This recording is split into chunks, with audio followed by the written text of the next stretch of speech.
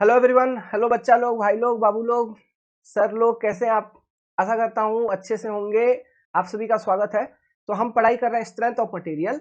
तो strength of material के अंदर लास्ट हमने यहाँ तक पढ़ा था। ठीक है, एसएफडी बीएमडी वाला टॉपिक चालू है। आगे बढ़ाते हैं बिना टाइम वेस्ट किए हुए। आगे बढ़ा जाए। चलिए देखिए, एक कॉन्सेप्ट बता रहा हूँ, लोड एंड रिएक्शन। इसके बीच में बच्चे बहुत कंफ्यूज हो जाते हैं। ठीक है, तो इसको क्लैरिटी के साथ समझिए क्या होता है लोड और रिएक्शन। ये मान लो ये कोई एक मेंबर है। अब ये मेंबर एक हॉराइजेंटल लग रहा है आपको, हॉराइजेंटल प्लेन में मैंने प्लेस किया तो ये हॉराइजेंटल मेंबर है। तो इस मेंबर को जनरली हम बीम बोलते हैं। बीम एक हॉराइजेंटल मेंबर होती है, हम बताएंगे। ठीक है, बीम क्या होती है? बीम एक हॉराइजेंटल मेंबर होती है और उस पर ट्रांसवर्स लोडिंग लगता है। ट्रांसवर्स डायरेक्शन में कैसा लोड लगता है आपको समझ में आ गया है। ट्रांसवर्स एक्सिस क्या है, मैंने इससे पहले वाले क्लास में बता ही रखा था आपको, पूरा लाइन दिखा के कि ट्रांसवर्स फोर्स कैसे लगता है। तो बीम जो होती है, beam is a member which is made to carry transverse loading. ये बीम का डिफिनेशन है, बस यही ध्यान रखना। आगे चल के और इसका मैं क्लीन कट डायग्राम आपको बना के दिखाऊंगा अलग से। अभी विजुलाइज करो। अब इस पे लोडिंग क्या है, रिएक्शन क्या है, दो चीजें हमको समझनी है। दोनों ही फोर्स है। फोर्स कहने का मतलब है जो यूनिट होगा इनका, वही यूनिट होगा न्यूटन में। लोड का भी यूनिट होगा न्यूटन में, तो रिएक्शन का भी यूनिट होता है न्यूटन में। ओके, तो दोनों का यूनिट सेम है, बट थोड़ा सा एक बेसिक डिफरेंस है। लोड मतलब जो एक्सटर्नल लोड है, हम उस पर लोड का बात करते हैं। फॉर एग्जाम्पल, जैसे ये बीम है, मान लो इस बीम के ऊपर एक कॉलम है। बीम के ऊपर क्या है? कॉलम है। तो उस कॉलम पे जो भी लोड होगा वो पूरा का पूरा लोड इस बीम पे यहाँ पे आ रही होगी मान लो। तो ये जो लोड बीम पे आ रही है ड्यू टू कॉलम, ये कॉलम बीम पे लोड लगा रहा है, हम ऐसा बोलेंगे ट्रांसवर्स डायरेक्शन में, और ये एक एक्सटर्नल लोडिंग है। तो लोड मतलब ये। अब देखो, तो ये बीम वगैरह आप घर में देखते हैं, तो बीम वगैरह जनरली दीवार के ऊपर सपोर्टेड रहता है। इधर एक दीवार रहेगा, वॉल होगा, और इधर एक वॉल होगा, सपोर्टेड रहता है ऐसा। तो ये जो वॉल्स है ना, यहाँ पे सपोर्ट के जैसा काम करते हैं। तो वो क्या करेंगे, ये जो लोडिंग यहाँ पे लगा, मान लो जो भी लोड लगा, इस लोड के कारण क्या होना था। मान लो यहाँ पे दीवार नहीं रहता है, इधर दीवार नहीं है, इधर भी दीवार नहीं है। तो इस लोड के कारण क्या ये बीम ऐसे नीचे नहीं आ जाएगा? क्यों? लोडिंग ऊपर से नीचे लग रहा है, तो बीम नीचे आ जाना चाहिए। ऐसे किसी को दबाओगे तो वो नीचे चले जाएगा ना। उसी तरह किसी को नीचे से ऊपर उठाओगे, इधर से बल लगाएंगे आप, तो ऊपर उठ जाएगा। तो ये चीज क्या है? Rigid body displacement. पूरा का पूरा बॉडी ही डिस्प्लेस कर गया एक पोजीशन से दूसरा पोजीशन। तो क्या सोम में ये चीज है? सोम में हम इसके बारे में पढ़ते नहीं है। तो फिर क्या हो रहा होगा? तो यहाँ पे सपोर्ट होगा, तो यहाँ पे सपोर्ट दिया जाता है, सपोर्ट होती है। ठीक है, मैं अभी बताऊंगा टाइप्स ऑफ सपोर्ट, कितने तरह के सपोर्ट होते हैं। सपोर्ट होगा। अब वो सपोर्ट क्या करेगा? देखो, जो भी आपने लोड लगाया, जैसे यहां से ऊपर से लगा रहे हैं हम लोड, एक्सटर्नल लोडिंग मेंबर के ऊपर, तो इस लोडिंग को सपोर्ट रजिस्ट करेगा। ठीक है, अब इस लोडिंग को सपोर्ट कैसे रजिस्ट करेगा? वहां पे रिएक्शन डेवलप होंगे। इस लोड को रजिस्ट करने के लिए सपोर्ट के ऊपर रिएक्शन डेवलप होगा। समझ गए? तो सब समझना क्या है, मैं जो बताने का कोशिश कर रहा हूं, लोड का जब भी बात करें तो आप ये समझना कि ये ऑन मेंबर है। ऑन मेंबर कहने का मतलब, जैसे ये मेंबर है तो यहां पर लोडिंग हो सकता है, इधर लोडिंग हो सकता है, इधर लोडिंग हो सकता है, इधर लोडिंग हो सकता है, ऐसा।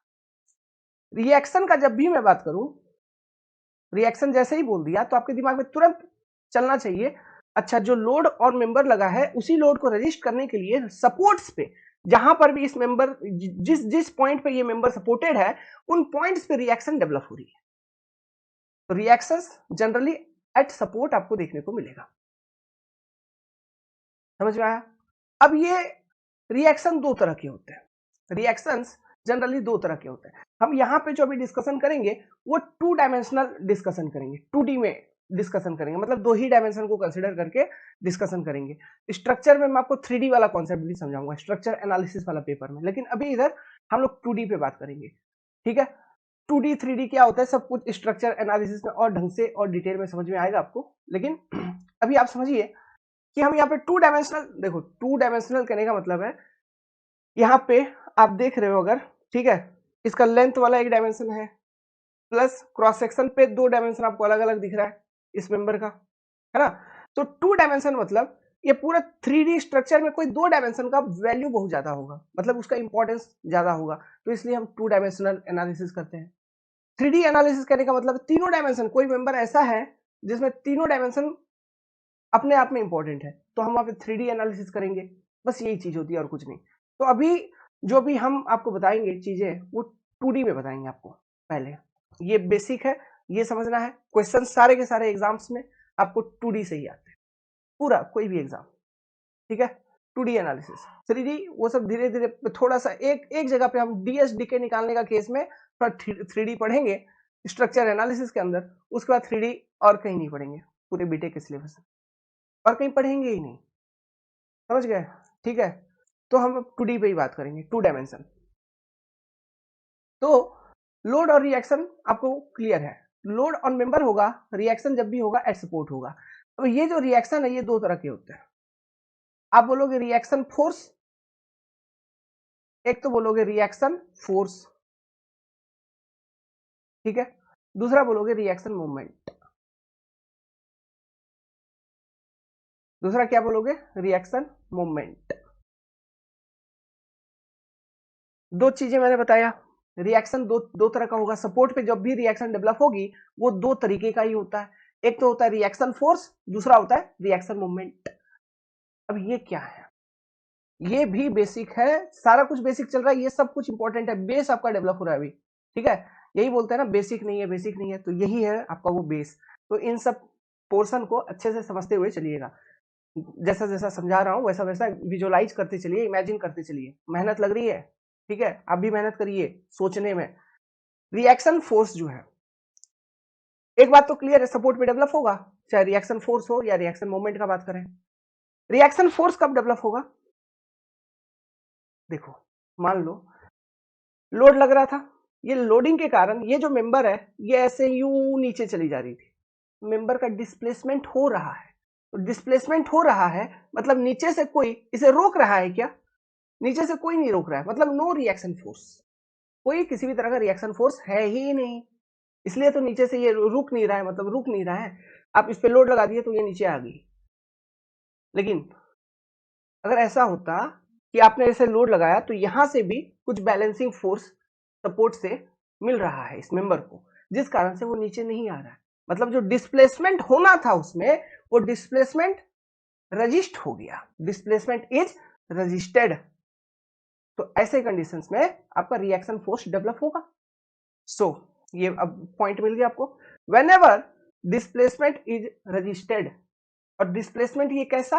लीनियर, लीनियर, ठीक है, एक सीध में लीनियर लाइन, ओके। तो whenever displacement is registered reaction force is developed. Reaction movement कब? देखो, मूवमेंट के कारण क्या होता है, मैंने इससे पहले वाली क्लास में समझाया था, जो कपल वगैरह बताया था आपको, ट्रांसवर्स कपल, एक्सियल कपल वगैरह, दोनों चीज मैंने बताया। एक्सियल कपल मतलब टॉर्सन टॉर्क, ट्रांसवर्स कपल मतलब मूवमेंट, जो क्या बोलते हैं मूवमेंट, मूवमेंट के कारण क्या होता है, मेंबर आपका बेंड कर जाता है। तो सॉरी यार, तो ये जो मोमेंट था, वो मोमेंट के कारण बेसिकली क्या हो रहा था, जो मेंबर का क्रॉस सेक्शन है वो रोटेट कर रहा था, चाहे वो एंटी क्लॉक करे क्लॉक करे, ठीक है, या इधर से देखो एंटी क्लॉक या क्लॉक, सॉरी मतलब ये क्लॉकवाइज या ये एंटी क्लॉक, या फिर ऐसे देखोगे तो ये आपका क्लॉकवाइज हो गया और ये एंटी क्लॉक। क्रॉस सेक्शन आपका रोटेट कर रहा था ड्यू टू मोमेंट, ठीक है।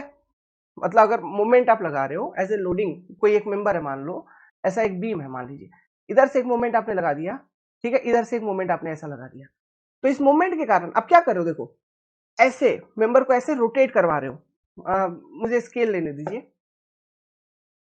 अब आपको समझ में आएगा। देखिए ये स्केल है स्टील का, तो मोमेंट इस तरह से मोमेंट लगाना मतलब मैं ऐसे मोड़ रहा हूं मेंबर को, मेंबर ऐसे बेंड हो रही है, यही जो एक्शन है ना इसी को हम बोलते हैं बेंडिंग हो रहा है, समझ गए बात को, दिस इज द बेंडिंग।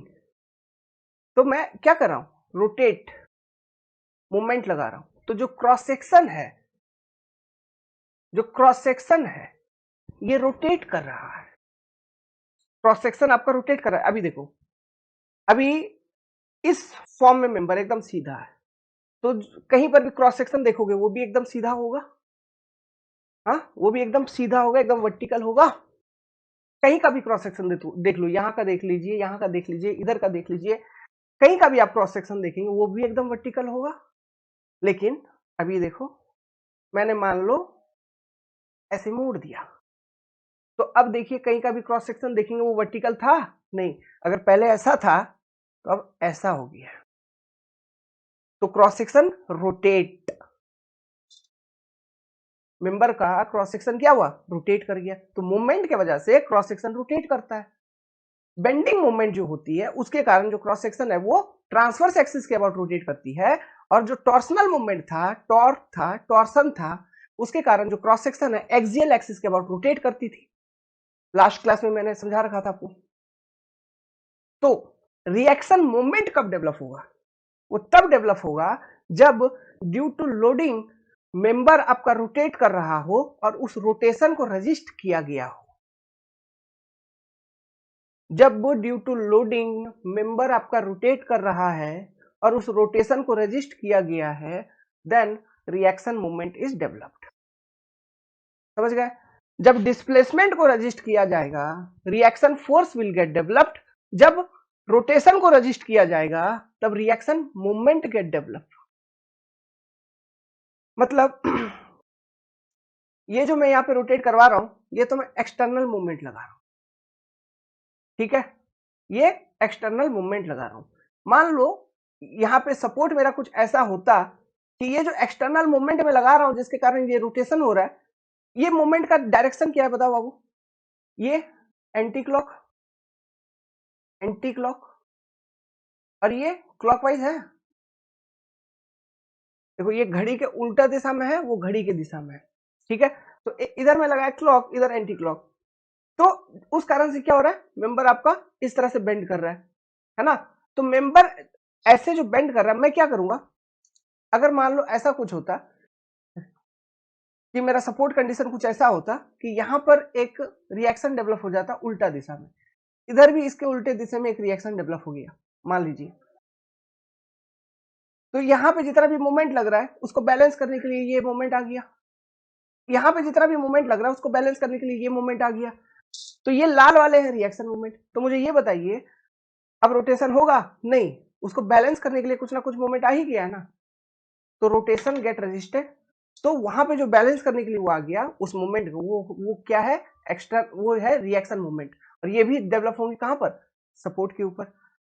तो सपोर्ट के ऊपर दो तरह की चीजें, रिएक्शन फोर्स और रिएक्शन मूवमेंट। उम्मीद करता हूं आपने ये दो चीज समझ लिया। लोड क्या है आपने समझ लिया। लोड मतलब जो भी हम एक्सटर्नल लोडिंग लगाएंगे ये भी अलग अलग तरह के होते हैं। पॉइंट लोड होते हैं, यूडीएल होता है, यूनिफॉर्मली डिस्ट्रीब्यूटेड लोड होता है, यूनिफॉर्मली वेरिंग लोड होता है, यूवीएल होता है। सब चीजों के बारे में अभी समझाऊंगा इसी क्लास में, नॉट टू वरी। बस अभी आप केवल ये दो टर्म को समझिए, ये केवल मुझे ये दो टर्म बताने के लिए पूरा कहानी बताना पड़ा, रिएक्शन फोर्स क्या होता है और रिएक्शन मूवमेंट क्या होता है। ठीक है, अब लिखवा देता हूं इसका डेफिनेशन। ओके, तो reaction force, it will get developed when displacement get registered, and reaction moment it will get developed when rotation get registered। अच्छा, ये जो डिस्प्लेसमेंट है ये लीनियर तो होगा, ठीक है, ये जनरली लीनियर होगा। एंगुलर डिस्प्लेसमेंट भी हो सकता है। ओके, डिस्प्लेसमेंट अलग अलग तरह के हो सकते हैं, लीनियर डिस्प्लेसमेंट हो सकते हैं, एंगुलर डिस्प्लेसमेंट हो सकते हैं, फिर आपका वो एक्सियल डिस्प्लेसमेंट हो सकता है। एक्सियल डिस्प्लेसमेंट कहने का क्या मतलब है, मान लो ये मेंबर है, इस पे मैंने इधर से फोर्स लगा दिया, ठीक है, तो ये मेंबर ऐसे आगे चला जाएगा। बट मान लीजिए आगे यहाँ पे कोई ऐसा कुछ सपोर्ट सिस्टम होता है कि इधर से मैं फोर्स लगा भी रहा हूँ, इस मेंबर को दबा भी रहा हूँ, लेकिन ये यहाँ से आगे नहीं घिसक रहा है, यहाँ पे कुछ ऐसा सपोर्ट है, तो वो क्या होगा, मतलब क्यों नहीं घिसक रहा होगा, क्योंकि जितना फोर्स मैं इस तरफ से लगा रहा हूँ उस फोर्स को बैलेंस करता हुआ इस सपोर्ट से एक रिएक्शन मिल रहा होगा सेम डायरेक्शन में, बट सॉरी सेम मैग्नीट्यूड का, बट अपोजिट डायरेक्शन में। मैग्नीट्यूड सेम होगी बट डायरेक्शन अपोजिट होगा, वो है रिएक्शन फोर्स। और ये है एक्सियल डायरेक्शन में। और वो क्यों डेवलप हुआ, एक्सियल डिस्प्लेसमेंट होना था, बट वो एक्सियल डिस्प्लेसमेंट को रजिस्ट कर दिया गया। समझ रहे हैं? तो ये जो डिस्प्लेसमेंट है ना, ये जो डिस्प्लेसमेंट है बाबू, ये कुछ भी हो सकता है। ये ट्रांसवर्स हो सकती है, जैसा मैंने आपको अभी दिखाया ट्रांसवर्स डायरेक्शन में, ऐसा ऊपर नीचे, ये ट्रांसवर्स डायरेक्शन, जहां पे आपका वर्टिकल सपोर्ट रिएक्शंस डेवलप होगा जिस कारण से। एक्सियल डायरेक्शंस में जहां पे आपका हॉराइजॉन्टल सपोर्ट रिएक्शंस, ये एक्सियल डायरेक्शन में जो सपोर्ट रिएक्शन डेवलप होंगे उसको हम हॉरिजॉन्टल सपोर्ट रिएक्शंस कहेंगे, या फिर एक्सियल सपोर्ट रिएक्शंस कहेंगे, या फिर हॉरिजॉन्टल रिएक्शन सिंपली, ठीक है। और ये वर्टिकल डायरेक्शन में जो डेवलप होंगे उसको ट्रांसवर्स सपोर्ट रिएक्शन कहेंगे, या फिर simply support reactions in vertical directions, ऐसा बोल देंगे। समझ में आ रहा है? तो वो है वो डिस्प्लेसमेंट, ठीक है।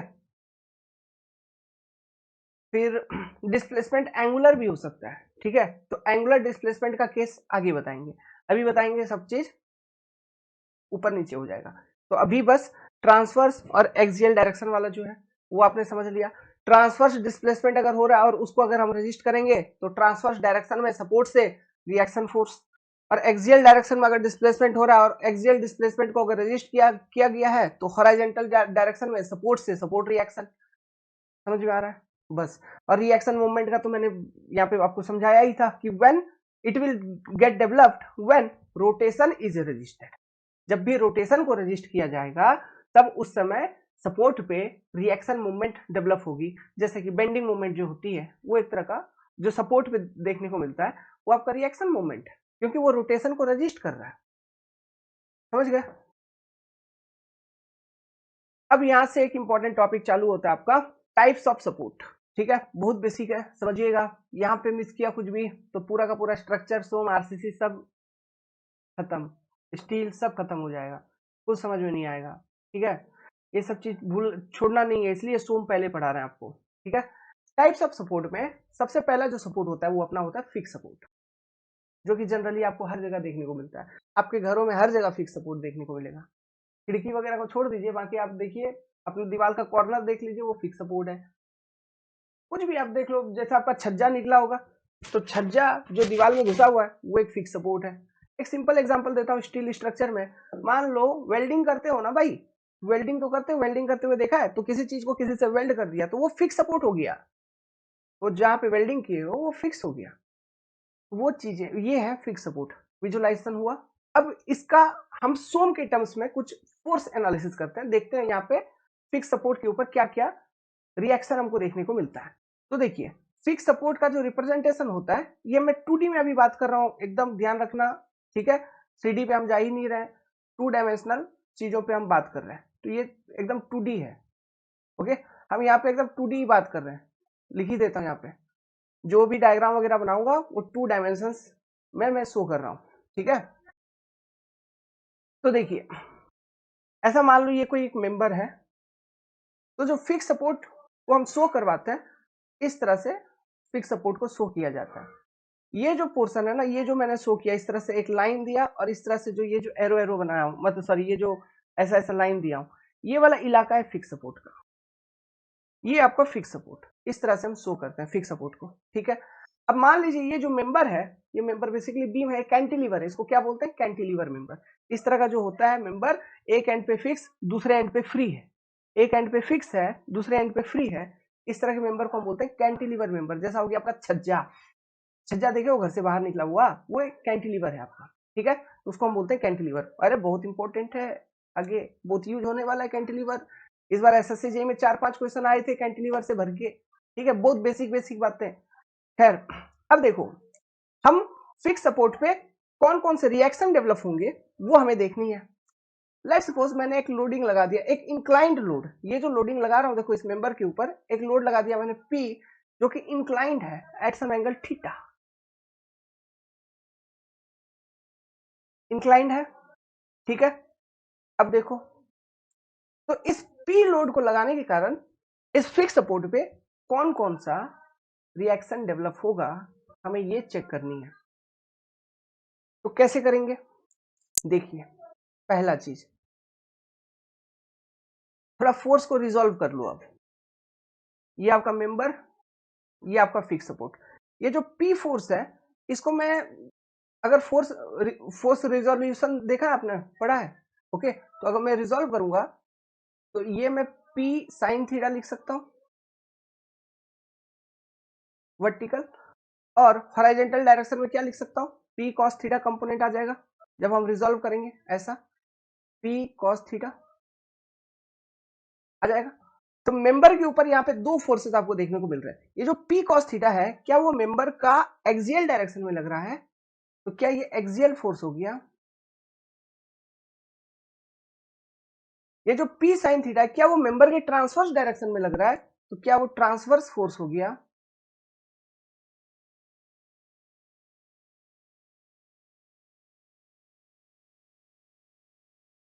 ठीक है, अब देखो, पहले ये एक्सियल फोर्स का इफेक्ट देखो और ट्रांसवर्स फोर्स का इफेक्ट मैं आपको समझाता हूं। देखना, इमेजिन करो कि सपोर्ट नहीं है, जो फिक्स सपोर्ट मैंने आपको बताया, इमेजिन करो सपोर्ट नहीं है। तो अगर सपोर्ट नहीं होता तो क्या होता? एक एक करके देखना है, इफेक्ट हमको एक एक करके देखना है। पहले एक का इफेक्ट देखो, ये जो पी कॉस थीटा वाला फोर्स है इसका इफेक्ट पहले देखो, और अभी भूल जाओ कि पी साइन थीटा भी है इसमें, ये भूल जाइए। और ये भी भूल जाइए कि इधर सपोर्ट है, भूल जाओ।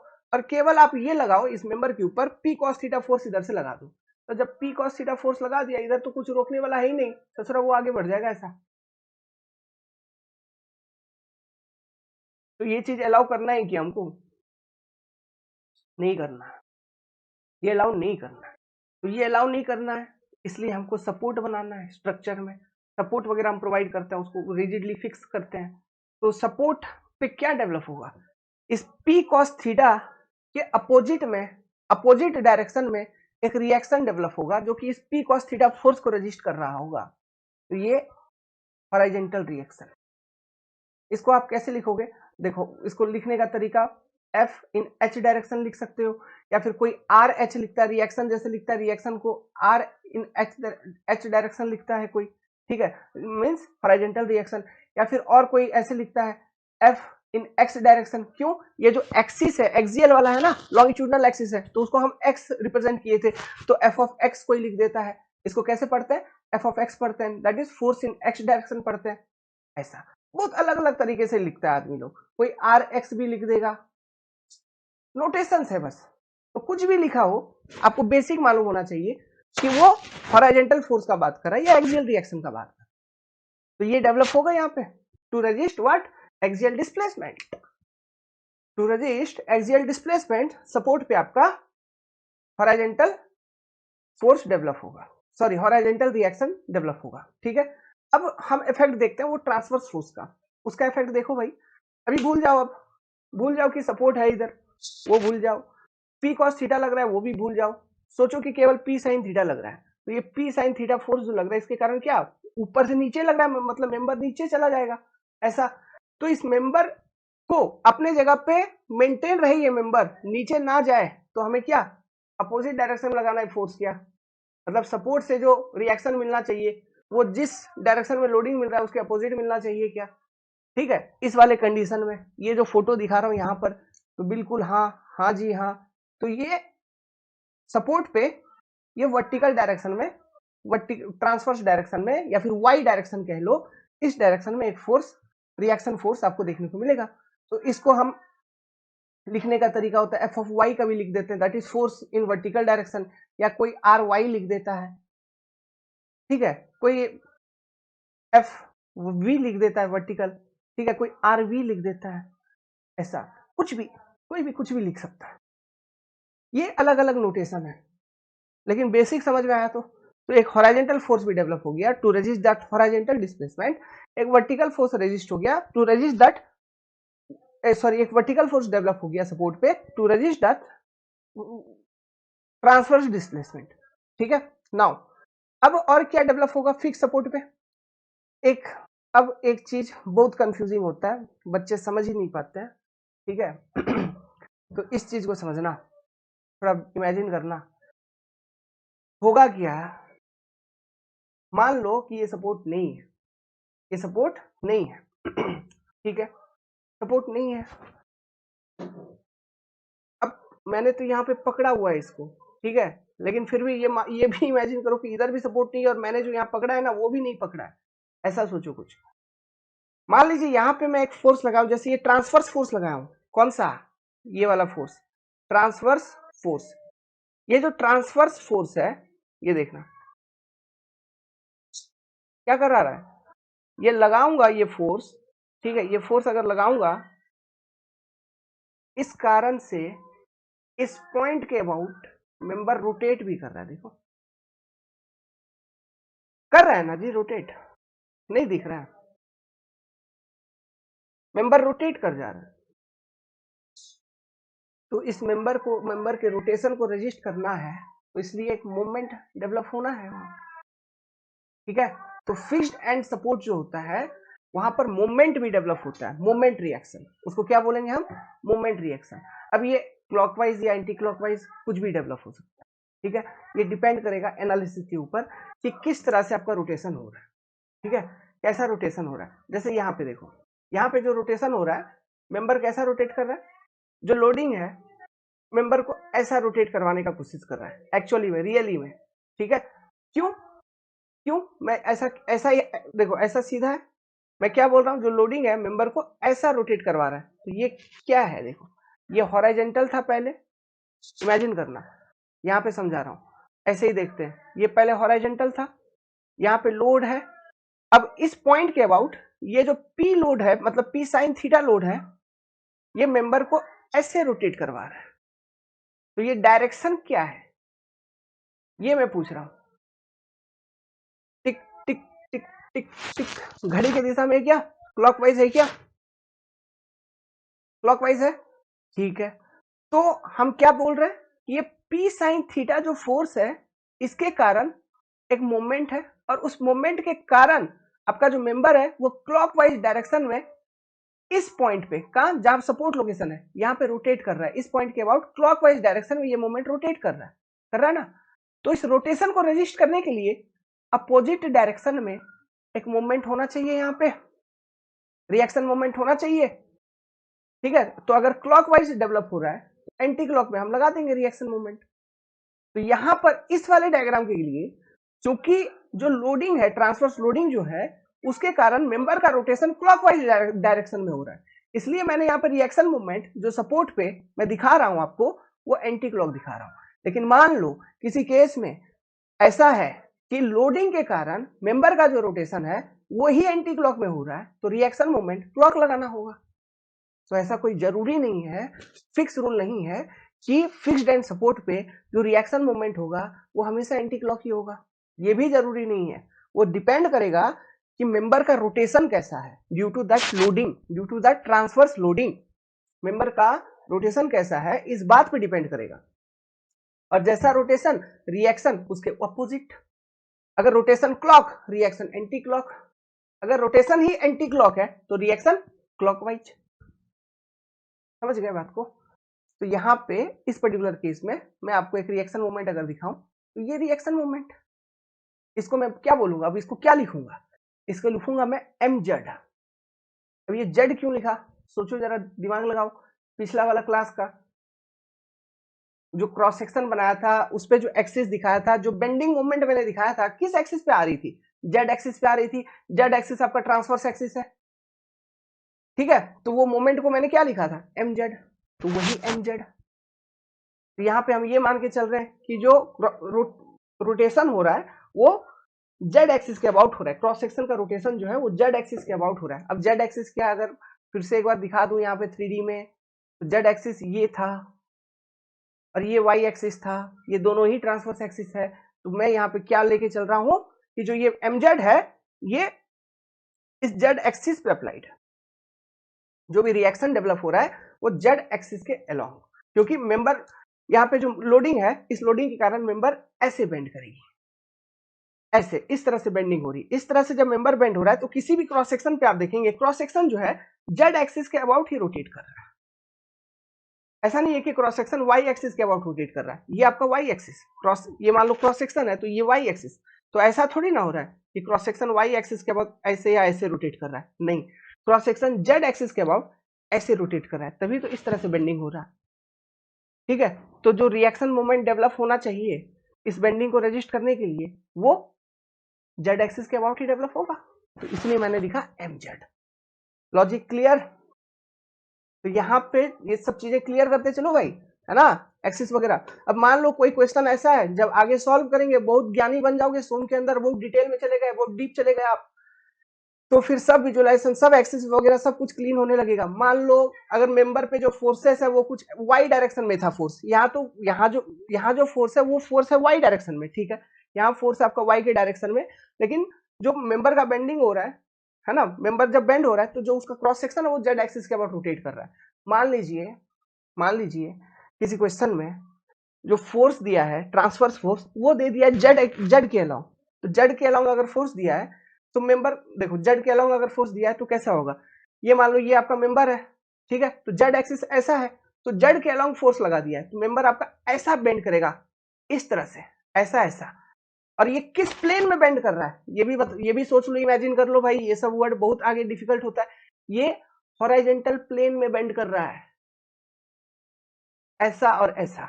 अगर जेड एक्सिस के अबाउट फोर्स लगा है तो मेंबर हॉरिजॉन्टल प्लेन में बेंड कर रहा है, लेकिन about Y axis, cross section जो है मेंबर का वाई एक्सिस के अबाउट रोटेट कर रहा है, but the bending of member is in horizontal plane.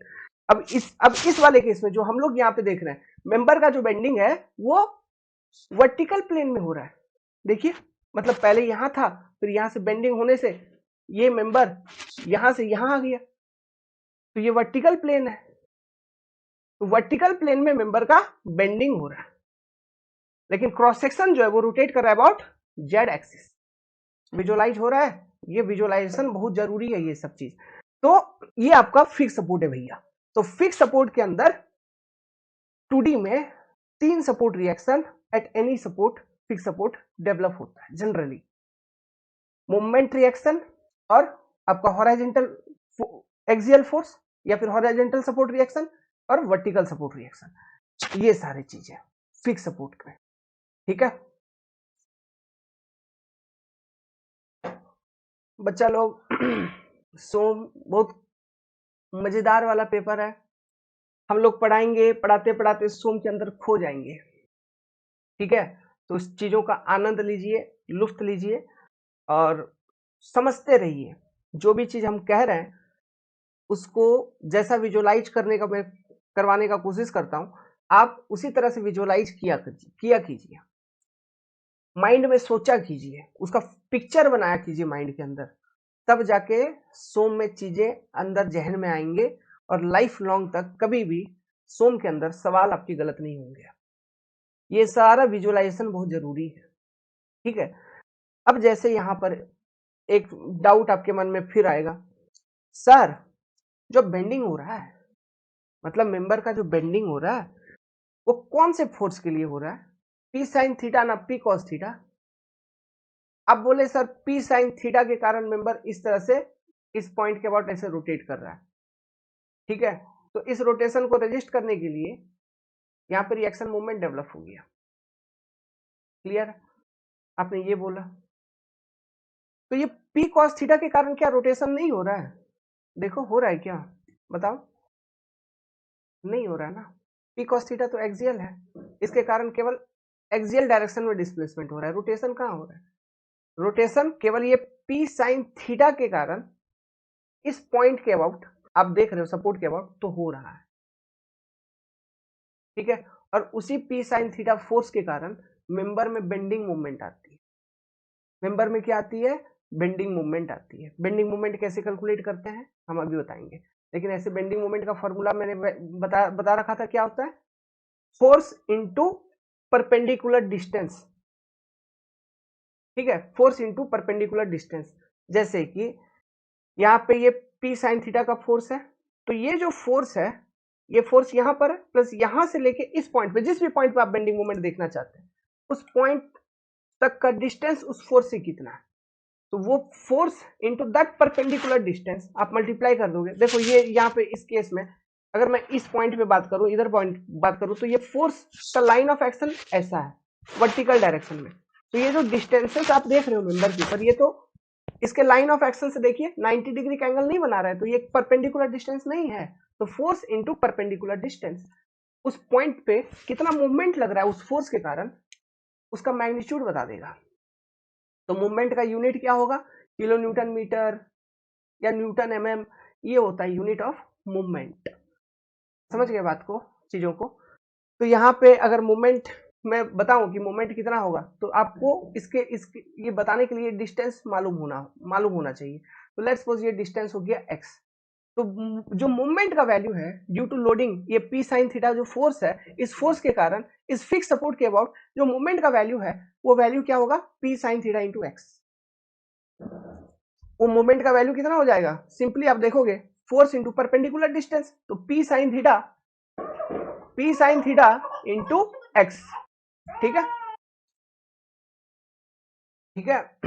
Actually बच्ची आ गई थी हमारी, है ना, ठीक है, बेटी है हमारी एक, अरे चलती बुलती नहीं है, 5 महीने की है, अभी 5वां महीना चल रहा है।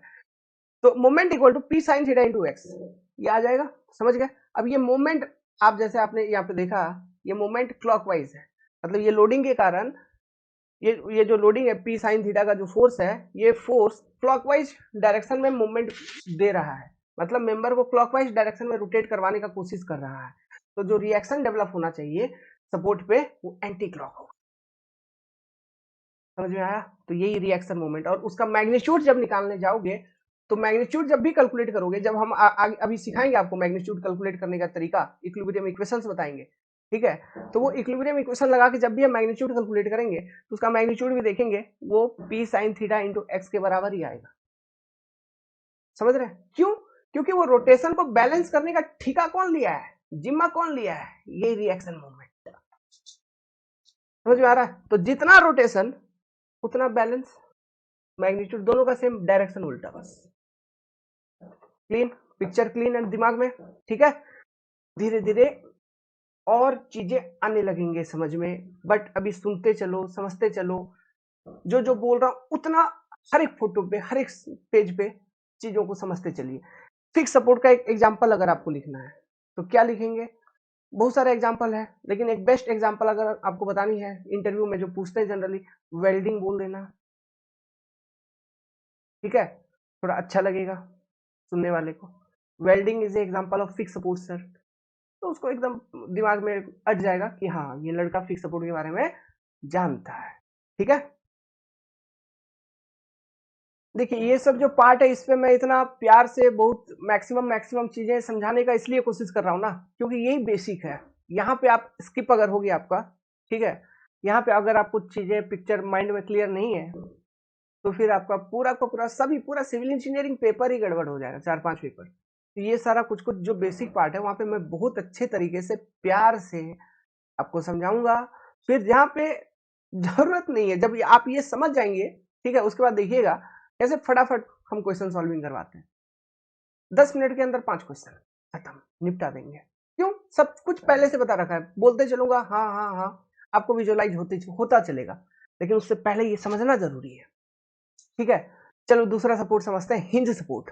हिंज सपोर्ट का प्रॉपर्टी समझना क्या होता है, जनरली इसको रिप्रेजेंट कैसे किया जाता है। मान लीजिए ऐसा कोई एक, यही कैंटिलीवर लेके चलते हैं, एक ऐसा ही एक कोई मेंबर है, और वहां पे हिंज सपोर्ट को पहले उसका सिंबॉलिक रिप्रेजेंटेशन ऐसा होता है, एक ट्रायंगल हम बनाते हैं ऐसा, ठीक है, इस तरह से एक ट्रायंगल बनाइए और उसके नीचे ऐसा ऐसा दिखा दीजिए। इस तरह का कहीं चित्र बना होना, तो आप समझ जाइए कि वो हिंज सपोर्ट है। इसको हम जनरली पिन कनेक्शन भी बोलते हैं। स्टील में अगर आप देखोगे, स्टील जब पढ़ेंगे तो वहां पे पिन कनेक्टेड बोलते हैं, तो पिन कनेक्शन भी एक टर्म है जो हिंज सपोर्ट के लिए यूज किया जाता है, पिन कनेक्शन। क्लियर है?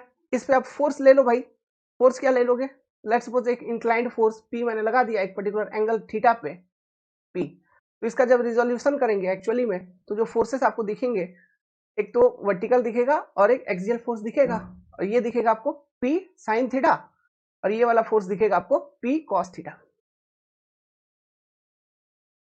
दो फोर्स आपको दिखा।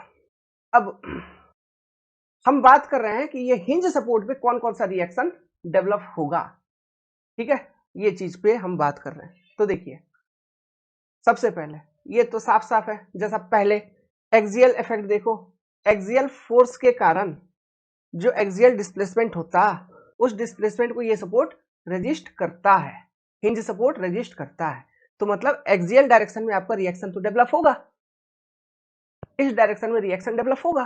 तो मैं इसको सिंपली अब एक ही कोई एक नोटेशन में यूज करता हूं, लेट्स सपोज मैं आर इन एच डायरेक्शन यहाँ पे रिप्रेजेंट करता हूँ, ठीक है, रिएक्शन इन हॉरिजॉन्टल डायरेक्शन, या फिर आप कुछ भी जैसा कि मैंने बोला एफ ऑफ एक्स यूज कर सकते हैं, एफ ऑफ एच यूज कर सकते हैं, आर एक्स यूज कर सकते हैं, जो भी आपका फेवरेट नोटेशन है यूज करिए, कोई दिक्कत नहीं है, कंसेप्ट लेकिन क्लियर होना चाहिए, ठीक है। तो मैं अब ज्यादा नहीं लिखने के कारण एक ही कोई नोटेशन को स्टैंडर्ड बना के यूज करता चलूंगा, RH लिखा करूंगा, ठीक है। तो ये हॉरिजॉन्टल रिएक्शन यहाँ पे डेवलप होगा, बिल्कुल, to resist the horizontal displacement. Now ये जो P sin थीटा है, इसके कारण वर्टिकल डिस्प्लेसमेंट हो सकता था, तो इसको भी रेजिस्ट करने के लिए वर्टिकल डायरेक्शन में रिएक्शन फोर्स सपोर्ट पे डेवलप होता है। तो RV भी आपको देखने को मिलेगा सपोर्ट पे, लेकिन इस सपोर्ट पे मूवमेंट देखने को नहीं मिलेगा, मूवमेंट रिएक्शन देखने को नहीं मिलेगा। फिक्स सपोर्ट पे ही मूवमेंट रिएक्शन आपको देखने को मिलेगा, यहां पर आपको देखने को नहीं मिलेगा। और एक केस होता है जहां पे मूवमेंट रिएक्शन देखने को मिलेगा, लेकिन हिंज सपोर्ट पे मूवमेंट रिएक्शन आपको देखने को नहीं मिलेगा। कहने का मतलब क्या है? कहने का मतलब ये है मूवमेंट रिएक्शन देखने को नहीं मिलेगा, इसका मतलब क्या है? अब मैं समझा रहा हूं, ये बात समझना। यहाँ पे जो फोर्स लग रहा है उसके कारण जो यहाँ पे सपोर्ट, ये मान लो यहाँ पे हिंज सपोर्ट है, तो यहाँ पे आपका दो चीज तो पहले से अवेलेबल है। क्या? ये जो मेंबर है ये ना आगे पीछे जाएगा, ये चीज नहीं होगा, इस तरह से डिस्प्लेसमेंट नहीं होगा, प्लस ऊपर नीचे वाला भी डिस्प्लेसमेंट नहीं होगा। हिंज सपोर्ट, यहां फोर्स लग रहा है। अब इस फोर्स के कारण मैंने बताया था इस पॉइंट के अबाउट, मान लो यहाँ पे सपोर्ट है तो इस पॉइंट के अबाउट चेक कर रहे हो, तो एक मूवमेंट तो आएगी, तो उस मूवमेंट के कारण मेंबर आपका रोटेट करेगा, और ये फोर्स के कारण कैसा रोटेट कर रहा है मेंबर? ऐसा। पहले हॉरिजॉन्टल था, अब ऐसे रोटेट कर गया, मतलब क्लॉकवाइज रोटेशन। तो इस चीज को, ये हिंज सपोर्ट, अगर यहाँ हिंज सपोर्ट है तो रजिस्ट नहीं कर पाएगा, मेंबर रोटेट करेगा। लेकिन जो फिक्स सपोर्ट था वहां पे क्या सीन हो रहा था, ये जो फोर्स यहाँ पे हम लगा रहे हैं उस कारण से अगर ये सपोर्ट फिक्स होती तो वहां पे ये सीन था कि ये जो फोर्स यहाँ पे है इसके कारण जो मूवमेंट है, इसके कारण जो मेंबर ऐसे रोटेट करता, तो वो नहीं हो रहा है, उसको होने नहीं दे रहा है। क्यों? यहाँ पे सपोर्ट में मूवमेंट रिएक्शन भी डेवलप हो रहा है, मेंबर इस डायरेक्शन में रोटेट कर रही है, तो यहाँ पे रिएक्शन डेवलप हो गया इस डायरेक्शन में, movement to resist this rotation. But यहाँ पे वो चीज नहीं है, यहाँ पे नहीं होता, यहाँ पे मूवमेंट रिएक्शन डेवलप नहीं होगा। समझ में आ रहा है? ये हिंज सपोर्ट का प्रॉपर्टी है। बोलना अब ये नहीं पूछना क्यों, इसको ऐसा बनाया ही जाता है। इसमें m अबाउट z एक्सिस में लिखूंगा 0, तो यहाँ पे केवल दो रिएक्शन डेवलप होंगे। 2D बात कर रहा हूं मैं, 2D चल रहा है, ठीक है, ध्यान रखना। तो हिंज सपोर्ट पे मूवमेंट नहीं होता, हिंज सपोर्ट पे मूवमेंट कितना? 0। हिंज सपोर्ट पे मूवमेंट कितना? 0। क्यों? हिंज सपोर्ट मूवमेंट को डेवलप कर ही नहीं पाता। इसका प्रैक्टिकल एग्जांपल अगर देखोगे आपके घरों में दिख जाएगा, जो सभी टीचर एग्जांपल देते हैं मैं भी दे रहा हूं भाई। खिड़की देखो, केवाड़ी देखो, तो खिड़की जो है खोलते हो खुल जाता है, खिड़की खोलते हो तो कैसे घूम रहा है ना जी, खिड़की पूरा का पूरा खिड़की एक पिन कनेक्टेड है, एक सपोर्ट है एंड पे, उसके बाद आप ऐसे फोर्स लगाए तो खिड़की क्या हुआ? वो ये जो फोर्स लगा रहे हो देखो, वो मेंबर खिड़की ऐसा है, खिड़की कैसा है? खिड़की ऐसा है, और यहाँ पे ऐसा कुछ रहता है, हिंज कनेक्शन रहता है। ये जो कनेक्शन है ना, ये हिंज कनेक्शन है, और फोर्स आप यहां से फोर्स लगा रहे हो देखो, तो ये क्या, इस खिड़की के लिए फोर्स जो ऐसे पुल कर रहे हो, ट्रांसवर्स फोर्स नहीं हो गया? जो यहाँ पे हम देख रहे हैं P sin theta, transverse force है ना P sin थीटा, तो यही वो P sin थीटा नहीं हो गया? और आप जब इसको खोलने का कोशिश कर रहे हो तो रोटेट हो जा रहा है, खुल जा रहा है, घूम के खुल जा रहा है, लेकिन वही सेम टाइम पे आप इस खिड़की को ऐसे ऊपर ऊपर उठाइए, उठेगा? नहीं उठेगा। क्यों? जब तुम इसको नीचे से इधर से फोर्स लगा दोगे इस डायरेक्शन में, तो यहां पे ये रोक लेगा। क्यों? यहाँ पे इस तरह से इसको बनाया गया है ना, तो यहाँ पे ये रिएक्शन डेवलप हो जाएंगे, ये जितना भी फोर्स लगाओगे इसके अपोजिट में वो रिएक्शन वर्टिकल डायरेक्शन में डेवलप हो जाएगा। तुम इस खिड़की के ऊपर इस डायरेक्शन में फोर्स लगाओ, उसको हॉरिजॉन्टली खींचने का कोशिश करो, ऐसे जनरली नहीं निकलेगा। कब तक नहीं निकलेगा? जितना इसका स्ट्रेंथ है, ठीक है, उसके अकॉर्डिंग। अभी बहुत ज्यादा दम लगा दिया तुम, ग्रेट खली हो भाई, तोड़ दिया, मटेरियल ही फेलियर हो गया, वो तो टूट ही गया, टूट के निकल गया, तोड़ दिए, ठीक है। लेकिन ऐसे जनरली आप ऐसे पुल करेंगे उसको, खिड़की को, तो ऐसा नहीं है कि वो सपोर्ट से बाहर निकल जाएगा, अगर वो मटेरियल ठीक ठाक है तो, है ना। मतलब क्या है, ये जो फोर्स आप लगा रहे हो इसके अपोजिट में हॉरिजॉन्टल डायरेक्शन में यहाँ पे रिएक्शन डेवलप हो रहा है, इसलिए वो बाहर नहीं निकल रही। लेकिन जब ऐसे फोर्स लगा रहे हो थोड़ा भी, तो खिड़की आगे पीछे ऐसे रोटेट कर जा रहा है, वो तो हवा के कारण भी ऐसे ऐसे कभी कभी करने लगता है। तो मतलब हिंज सपोर्ट पे मोमेंट जीरो है, वो थोड़ा सा भी मोमेंट को रेजिस्ट नहीं करता, हम उसको उस तरह से बनाते ही हैं। और ब्रिज वगैरह में जो ब्रिज बनाते हैं, ठीक है, वहां पे जो सपोर्ट्स होते हैं वो जनरली हिंज होते हैं। ओके, ब्रिज वगैरह में जो सपोर्ट होता है वो जनरली हिंज होता है। ऐसा क्यों होता है, आगे धीरे धीरे ये जो चैप्टर हम पढ़ेंगे एसएफडी बीएमडी का, तब जाके धीरे धीरे इसका एप्लीकेशन लास्ट बाद में समझ में आएगा, जब आप बहुत तरह का बेंडिंग मोमेंट डायग्राम देख लोगे, फिर एसएफडी देख लोगे, ठीक है, फिर और एक सब्जेक्ट जब कंप्लीट हो जाएगी आपकी आरसीसी। देखिए सारा टॉपिक सिविल इंजीनियरिंग में एक दूसरे से लिंक्ड अप है, ठीक है। तो ये अभी बेसिक चल रहा है, इस सब्जेक्ट का एप्लीकेशन ऐसा नहीं है कि दूसरे सब्जेक्ट में नहीं है, पूरा एप्लीकेशन ही एप्लीकेशन है। तभी हमको पूरा इंजीनियरिंग अच्छे से ढंग से समझ में आएगा, इंटरव्यू वगैरह में अच्छे से आंसर कर पाएंगे, ठीक है, क्वेश्चंस भी अच्छे से बनेंगे, एग्जाम भी क्रैक करेंगे और एक अच्छे इंजीनियर बनेंगे गवर्नमेंट में, ठीक है। ऐसा नहीं है कि रट्टा रट्टा मार दिया, हो गया मेरा काम हो गया, एक दूसरे से सब्जेक्ट को लिंकअप ही नहीं कर पाए, तो फिर कोई मतलब नहीं है मेरे दोस्त। ओके, सब्जेक्ट को लिंकअप करना है तो मैं वो सब फीलिंग आपको दूंगा, टेंशन मत लो, ठीक है। तो ये आपका हिंज सपोर्ट, तो ये प्रॉपर्टी उसका याद रखना। तो इसको एक सेंटेंस में अगर लिखूं तो moment resistance is zero, moment resistance is zero. जैसे ये विंडो हो गया, डोर हो गया, जो घरों में देते हैं वहां पे हिंज सपोर्ट आपको देखने को मिलता है। स्टील जब पढ़ाएंगे वहां पे आपको पिन कनेक्शन का और बेसिक मतलब पता चलेगा, अभी रहने दो, नाम याद रखना। हिंज सपोर्ट को पिन कनेक्शन भी कहते हैं। ट्रस वगैरह में जो मेंबर होते हैं वो पिन कनेक्टेड होते हैं, ठीक है। सब चीज समझ में आएगा धीरे धीरे, नाम याद रखना बस, ठीक है। और एक चीज और एक चीज क्या, जैसे अच्छा स्ट्रक्चर में और एक चीज पढ़ोगे, ये पिन कनेक्शन, ये हाँ ट्रस में आपको देखने को मिलेगी, ये भी लिख लो भाई। थ्री हिंज आर्च, ये तो देखो हिंज नाम ही है उसमें, थ्री हिंज आर्च मतलब तीन तो हिंज होगा, तीन हिंज सपोर्ट होगा, ऐसा कोई आर्च होगा। आर्च मतलब इस तरह का कोई मेंबर होता है, देखिए देखिए आर्च, इसमें तीन हिंज होता है। बेसिकली तीन हिंज क्या होती है, एक यहाँ पे हिंज सपोर्ट होता है और यहाँ पे एक हिंज सपोर्ट होता है। तो ये जो हिंज है ना, ये एक्सटर्नल हिंज है, ये एक्सटर्नल हिंज है, ये एक एक्सटर्नल सपोर्ट है। और एक तरह का हिंज होता है जिसको हम बोलते हैं इंटरनल हिंज, अभी मैं बताऊंगा इंटरनल सपोर्ट, तो वहां पे मैं बताऊंगा इंटरनल हिंज, ठीक है। तो थ्री हिंज आर्च में दो एक्सटर्नल हिंज होते हैं। आप इसको बेसिकली ये जो हिंज है आप इसको ऐसे भी लिख सकते हो कि this is external hinge support, external hinge support, कि अलग से हम कोई एक सपोर्ट बनाए, ठीक है। और एक होता है इंटरनल हिंज सपोर्ट, तो यहाँ इस उसका रिप्रेजेंटेशन इस तरह से किया जाता है, ये जो गोल डॉट बनाया मैंने इसको बोलते हैं इंटरनल हिंज सपोर्ट। अभी बताएंगे इंटरनल सपोर्ट, तो वहां पर इसके बारे में आपको एक्सप्लेन करेंगे, ठीक है। नॉट टू वरी, घबराना नहीं है, घबराना नहीं है। तो यहाँ पे बेसिकली तीन हिंज हो गया, तो ये है आपका एक थ्री हिंज आर्च, जिसमें दो एक्सटर्नल हिंज सपोर्ट होता है और एक इंटरनल हिंज सपोर्ट होता है, ठीक है। तीसरा जो सपोर्ट होता है वो होता है रोलर सपोर्ट, समझो एक एक करके समझो। रोलर, रोलर मतलब क्या होता है, जैसे इमेजिन देखे होगे, लिंकअप करवाते हैं, साइकिल में जो बॉल बियरिंग देखे हो, छोटा छोटा गोल गोल गोल गोल बॉल जैसा होता है, उसी तरह का बॉल का इस्तेमाल यहाँ पे भी किया जाता है, उसको हम बोलते हैं रोलर। उसको क्या बोलते हैं, रोलर।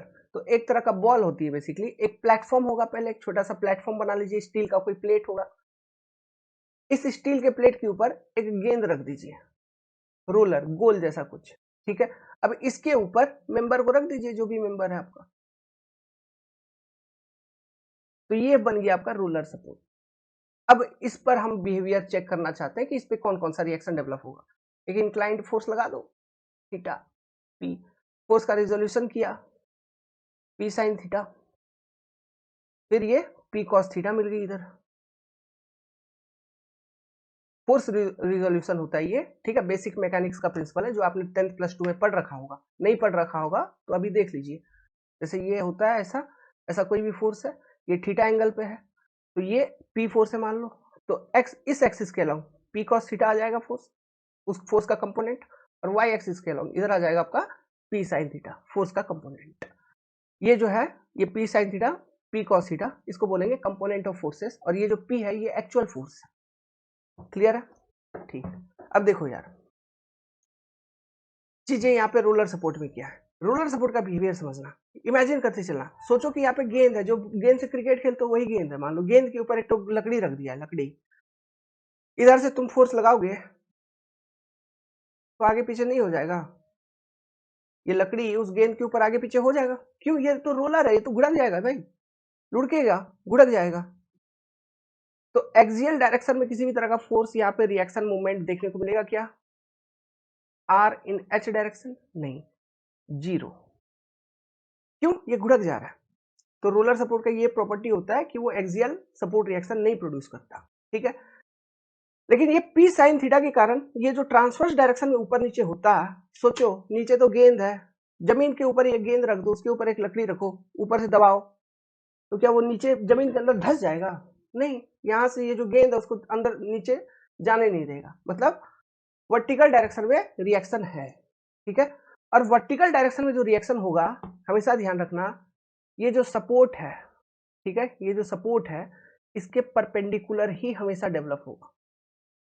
ये पॉइंट भी ध्यान रखना, इस पर भी कभी कभी क्वेश्चन उठा लेते हैं गेट एग्जाम में 90 डिग्री पे। ये जो रिएक्शन रोलर पे डेवलप होता है वो हमेशा 90 डिग्री पे डेवलप होगा, रोलर पे वर्टिकल रिएक्शन। समझ में आ रहा है बात? ठीक है, और ये आर भी यहाँ पे देखने को मिलेगा। अब बात करते हैं मूवमेंट का। बता यार, तो गेंद है यार, सिंपली गेंद है, रोटेट कर जाएगा नहीं, आराम से, गेंद के ऊपर नहीं घूमेगा, घूम जाएगा, मोमेंट विल बी जीरो। तो M Z equal to zero. तो रोलर सपोर्ट पे केवल एक रिएक्शन, और वो कौन सा? आरवी। ठीक है, ये जो 90 डिग्री वाला सिस्टम मैंने बताया ये क्या है, इसको जरा समझिए। देखिए रोलर सपोर्ट मान लो ऐसा ऐसा है, और ये इस तरह से कुछ आपको दे दिया गया है। ठीक है, कोई एक मेंबर है यार, कोई एक मेंबर है, जो भी मेंबर है, समझना, वो मेंबर ऐसा है, मेंबर ऐसा प्लेस्ड है, लेकिन इस तरह से रोलर सपोर्ट कुछ ऐसा है, हॉराइजेंटल, ये हॉराइजेंटल होना था लेकिन हॉराइजेंटल नहीं होके उसको इंक्लाइंड कर दिया गया रोलर सपोर्ट को सम एंगल थीटा पर। तो जो हम रिएक्शन ये आरवी लिख रहे हैं, अब जो भी आरवी डेवलप होगा यहां पर हमें आरवी इसके परपेंडिकुलर में ही दिखाना है हमेशा, ये आरवी हमेशा यही दिखाना है, ये 90 डिग्री पे। ठीक है, अब इसका हमको रिजोल्यूशन करना पड़ेगा, फोर्स रिजोल्यूशन करेंगे। ठीक है, अब आपसे पूछ रहा है क्वेश्चन में वर्टिकल, लेकिन ये आरवी तो वर्टिकल नहीं है, आप फोर्स रिजोल्यूशन करोगे तो ये जो भी एंगल होगा, मान लो ये एंगल थीटा है, तो ये मिल जाएगा आपको आरवी कॉस थीटा, तो ये होगा आपका वर्टिकल फोर्स यहाँ पर। और फोर्स रिजोल्यूशन आप कर रहे हो तो हॉराइजेंटल फोर्स भी आपको देखने को यहाँ पे मिलेगा, लेकिन वो, ठीक है, यहाँ पे इस केस में आपको हॉराइजेंटल फोर्स भी आपको यहाँ पे देखने को मिल जाएगा, आरवी साइन थीटा। हल्का फुल्का रेजिस्टेंस ड्यू टू इंक्लिनेशन, ये एक प्रॉपर्टी होती है रोलर की। ये चीज ऐसे सोम में नहीं पढ़ाया जाता, ये स्ट्रक्चर में पढ़ते हैं हम लोग। ये चीज स्ट्रक्चर में बेसिकली इस तरह के क्वेश्चंस दिए जाते हैं, थोड़ा कम्प्लेक्स बना के। तो ये सारा बेसिक प्रॉपर्टी स्किप हो गया होता है, सोम के अंदर पढ़ाया नहीं जाता, इसलिए स्ट्रक्चर फिर अलग से एक नया पेपर लगने लगता है, ऐसा कुछ नहीं है। ठीक है, थोड़ा पानी प्यास लग गया था, पानी पी लिया, कोई गलती किया नहीं किया। ठीक है आगे बढ़ते हैं, आगे बढ़ा जाए। देखो रूलर तो पढ़ लिया यार, अच्छा ये रूलर है, ऐसा है, ये जो सेकंड वाला बताया इसको ध्यान रखना, इसको मैं यूज करूंगा। ठीक है, क्वेश्चन सॉल्व करवाते वक्त ऑब्जेक्टिव क्वेश्चन बहुत ट्रिकी हो जाता है, फिर कन्वेंशनल क्वेश्चन में डाल देगा, जो सब मतलब एक फोटो डाल देगा उसमें रोलर सीधा नहीं देके इसे बिचका देगा, ऐसा टेढ़ा मेढ़ा डाल देगा, फिर क्वेश्चन ऐसे नॉर्मल लेके सॉल्व कर दोगे, वहां क्वेश्चंस गलत हो जाएंगे। ठीक है, मैं सॉल्व करवाऊंगा ऐसे क्वेश्चंस को, ठीक है, कन्वेंशनल में। तो कंडीशन ध्यान रखना ये वाला। चलो इसका एप्लीकेशन बताता हूँ, एप्लीकेशन किधर है, ऐसा सपोर्ट हम देते ही क्यों है, ऐसा सपोर्ट का यूज करने का आपको जरूरत ही क्या है। तो देखो इसका यूज किधर है, थर्मल इफेक्ट जानते हो, थर्मल इफेक्ट टेम्परेचर का इफेक्ट होता है। सोचना, अब हर जगह बहुत जगह पढ़ोगे थर्मल इफेक्ट, सर्वे में भी आएगा, स्ट्रक्चर में आता है, सोम में आता है, आरसीसी में आता है, सब जगह आता है थर्मल इफेक्ट। टेम्परेचर के कारण होता क्या है ना, बेसिकली चीजों में एक्सपेंशन या कॉन्ट्रैक्शन होती है। अरे ठंड लगता है तो ऐसे नहीं हो जाता, आजकल ठंड का दिन है, मैं तो देखो शर्ट पहना हुआ हूँ, क्योंकि हम लोग काम करते हैं भाई, काम करके आते हैं, शरीर में वैसे भी गर्मी बहुत रहती है, ठीक है, तो कुछ अलग डायरेक्शन में नहीं लीजिएगा भाई, ठीक है, सब लोग है, अपना भाई बंधु है, अलग डायरेक्शन में लेने का नहीं है। तो थर्मल इफेक्ट, ठंड लगेगी, जैसे सिकुड़ जाते हो, तो वैसे मेंबर में अगर टेम्परेचर फॉल हो गया तो वो कॉन्ट्रैक्ट होगा। तो कॉन्ट्रैक्ट हो रहा है, सोचो कॉन्ट्रैक्ट होगा, क्यों? ये बात कंफर्म है कि वो कॉन्ट्रैक्ट होगा, क्योंकि उसका टेम्परेचर फॉल हो चुका है। एट द सेम टाइम जब मेंबर की टेम्परेचर इंक्रीज होगी, जब टेम्परेचर तुम बढ़ाओगे तो वो एक्सपेंशन भी होगा उसमें, और ये लीनियर डायरेक्शन में हो रहा है। तो थर्मल टेम्परेचर बढ़ने या कमने के कारण जो कॉन्ट्रैक्शन या एक्सपेंशन होती है वो लीनियर होती है, इसलिए इसे लीनियर कॉन्ट्रैक्शन, लीनियर एक्सपेंशन कहा जाता है।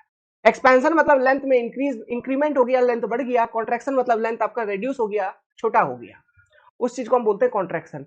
अब समझना चीज, देखो कॉन्ट्रैक्शन, मान लो टेम्परेचर फॉल हो गया, कॉन्ट्रैक्शन होना है उसको, मेंबर छोटा होगा, मेंबर चाह रहा है छोटा होने का, लेकिन तुमने क्या किया, टेम्परेचर भी फॉल हो गया और तुमने यहाँ पे सपोर्ट कुछ ऐसा दे दिया है कि ये देखो, ये तो छोटा होना चाह रहा है, लेकिन सपोर्ट कुछ ऐसा दे दिया है कि उसे छोटा होने नहीं दे रहा है।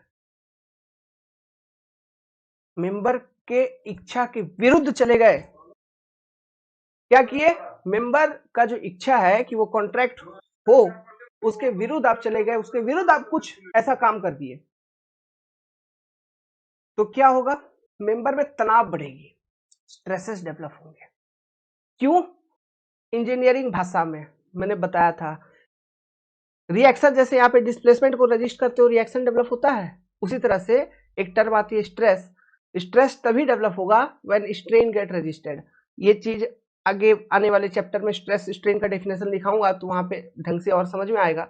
लेकिन अब ये समझो कि स्ट्रेन, ये जो लंबा या छोटा हो रहा है, इसके कारण कुछ स्ट्रेन होता है, ये स्ट्रेन होता है, इसको हम स्ट्रेनिंग बोलते हैं, स्ट्रेनिंग कर रहे हैं मतलब लंबा कर रहे हैं या फिर छोटा कर रहे हैं, ठीक है।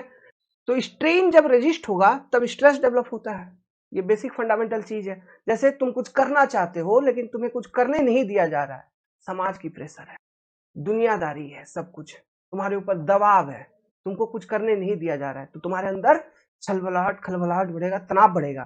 तो वही चीज, सेम चीज मेंबर में होगी, स्ट्रेसेस डेवलप हो जाएंगे। तो वो स्ट्रेसेस हम नहीं चाहते हैं कि मेंबर में डेवलप हो, क्यों? वो स्ट्रेसेस के कारण ही मेंबर किसी मटेरियल का बना हुआ है ना जी, तो वो स्ट्रेसेस, अतिरिक्त स्ट्रेसेस, फालतू, उसके कारण मेंबर अगर फेल हो जाए तो साहब मेरे से बेवकूफ इंजीनियर कोई होगा? नहीं होगा। मैं नहीं चाहता कि वो स्ट्रेस डेवलप हो, इसीलिए मेंबर अगर चाह रहा है कि उसे कॉन्ट्रैक्ट होने दिया जाए तो भाई हम सपोर्ट ऐसा प्रोवाइड कर देंगे, चल भाई तू कॉन्ट्रैक्ट हो जा। तो रोलर सपोर्ट अगर दोगे तो लीनियर डायरेक्शन में आगे पीछे घिसक सकता है, तो अगर उसको कॉन्ट्रैक्ट होना है तो एक एंड पे, जैसा ब्रिज वगैरह होता है बहुत लंबा होता है, ठीक है, तो ब्रिज वगैरह बहुत लंबा होता है, देखिए, तो किसी एक एंड पे, एकदम एंड पे तुम देखोगे एंड वाला सपोर्ट, देखना कभी जाके, वो रोलर होता है, ठीक है, ताकि थर्मल इफेक्ट के कारण जब उसमें अगर उसे इलोंगेट करना हो तो इलोंगेट उस रोलर के ऊपर स्लाइड कर पाए, इलोंगेट हो पाए। अगर उसे कॉन्ट्रैक्ट होना हो तो रोलर के ऊपर स्लाइड होते हुए कॉन्ट्रैक्ट भी हो पाए, लंबा या छोटा हो पाए, समझ रहे? उसके मूवमेंट को हमें रजिस्ट नहीं करना है, अगर, क्यों? Specially due to thermal effect, अगर रजिस्ट कर दिया तो फिर उसमें स्ट्रेसेस डेवलप होंगे, तो उस स्ट्रेसेस को भी ध्यान में रखते हुए उस मटेरियल का स्ट्रेंथ को डिजाइन करना होगा, जो कि फिर इकोनॉमिकल नहीं होगा, क्योंकि सिविल इंजीनियरिंग के अंदर जो भी चीज हम डिजाइन करेंगे वो इकोनॉमिकल हमको डिजाइन करना है। समझ में आ रहा है? तो ये है थर्मल का कॉन्सेप्ट, बहुत जगह यूज होगा, तो ये कॉन्सेप्ट को ध्यान रखिएगा, हाईवे में भी यूज होता है, पेवमेंट में, सब जगह, ठीक है। तो ये लिखवा देता हूं, end of bridge to allow contraction and expansion of bridge with respect to thermal expansion, thermal variation with respect to लिखे, due to thermal variation, due to लिखो ज्यादा अच्छा है, ड्यू टू थर्मल वेरिएशन, ठीक है। अभी यहाँ पे देखो कुछ टर्म समझ में नहीं आ रहा होगा कि थर्मल स्ट्रेस क्या होता है, थर्मल स्ट्रेन क्या होता है। घबराने का नहीं, जैसा मैंने बोला है ये हमने एसएमडी बीएमडी चालू किया है, तो कुछ कुछ वर्ड मैं जो यूज करूंगा उसका एक बेसिक सा सीधा मतलब आपको मैं समझा दूंगा, लेकिन इसका डिटेल मतलब वो जब चैप्टर आ जाएंगे तब वहां पर हम सीखेंगे। तो जब आपका सोम वाला पेपर पूरा कंप्लीट कंप्लीट होगा तब तक में आप मतलब सोम सोम में खेलोगे, चीजों को उल्टोगे पुलटोगे, ऐसे मजा आएगा दोस्त। अब देखते चलिए बस, ठीक है। तो यहां हो गया। अब एक सपोर्ट और समझाता हूं, डबल रोलर सपोर्ट।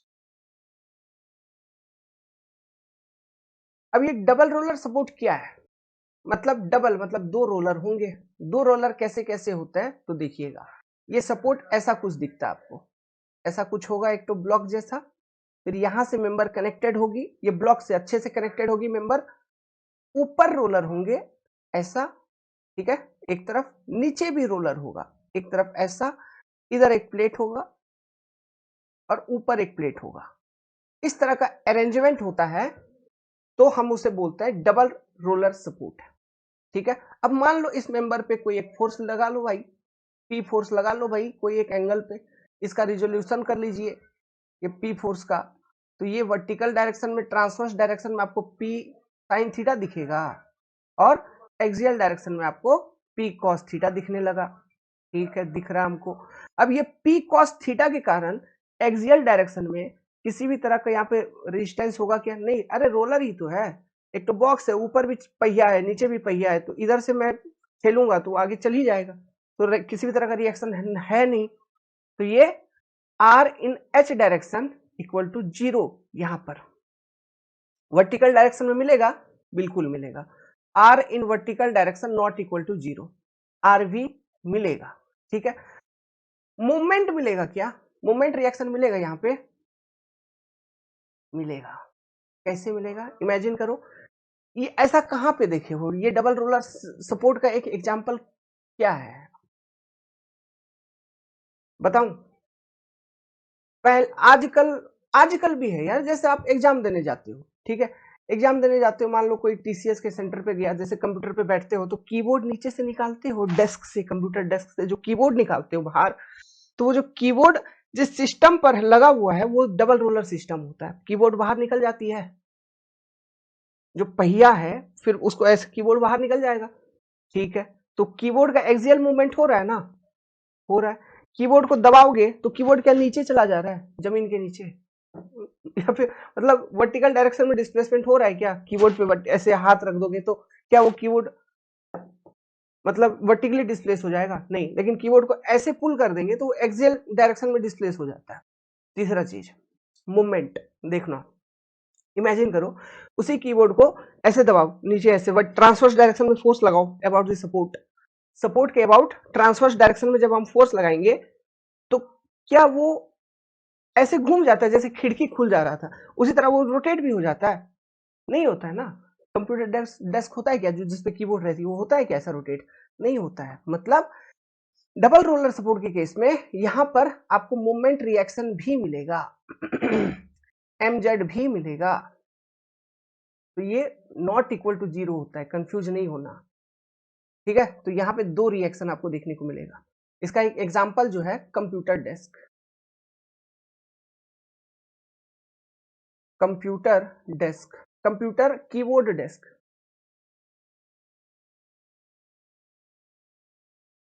ये एग्जाम्पल है इसका डबल रोलर सपोर्ट का, आप कनेक्ट कर पाओगे। तो यहाँ पे दो सपोर्ट रिएक्शन आपको देखने को मिलेगा।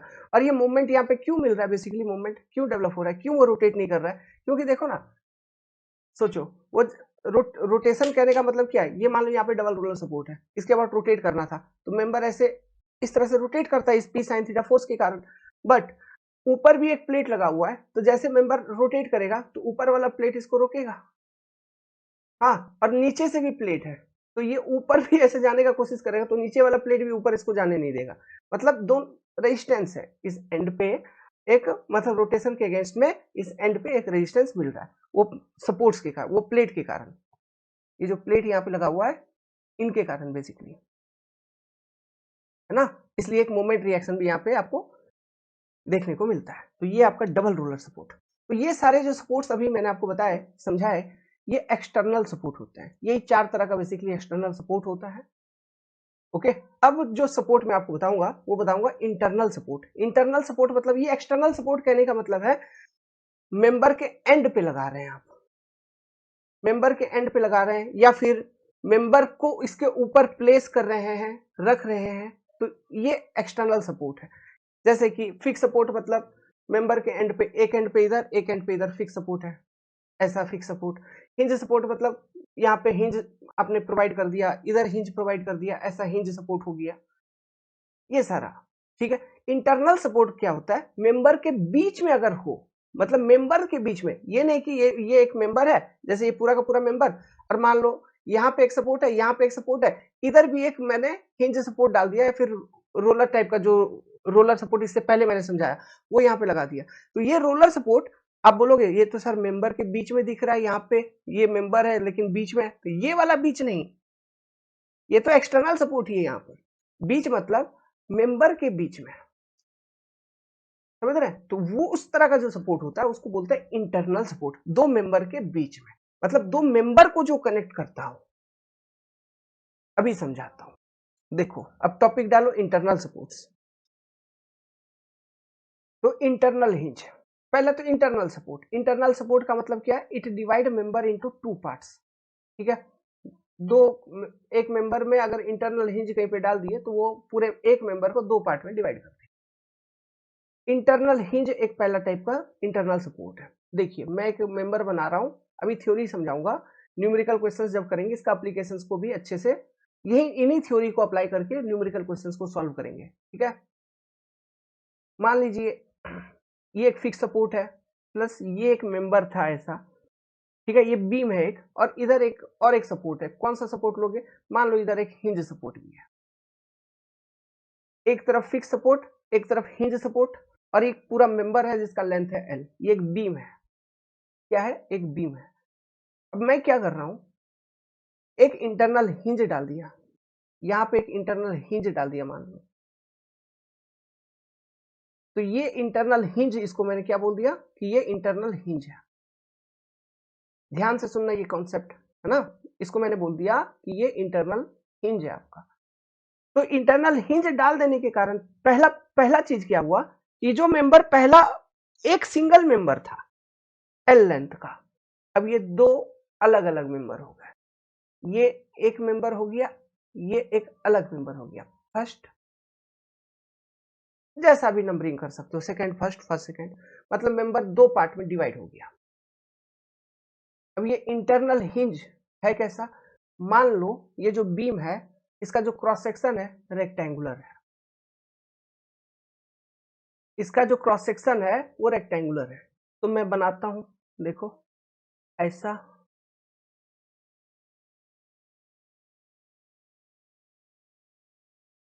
ठीक है, ऐसा होगा, प्लस यहां से सेम आ रही होगी। ये वाला फेस कैसे दिखाऊं, एक मिनट, सो में ना डायग्राम थोड़ा इसको थोड़ा दूर ले लेते हैं, ऐसा। ठीक है यार, समझ जाना उतना, है ना, क्या दिक्कत है यार समझने में, ठीक ठाक तो बन गया।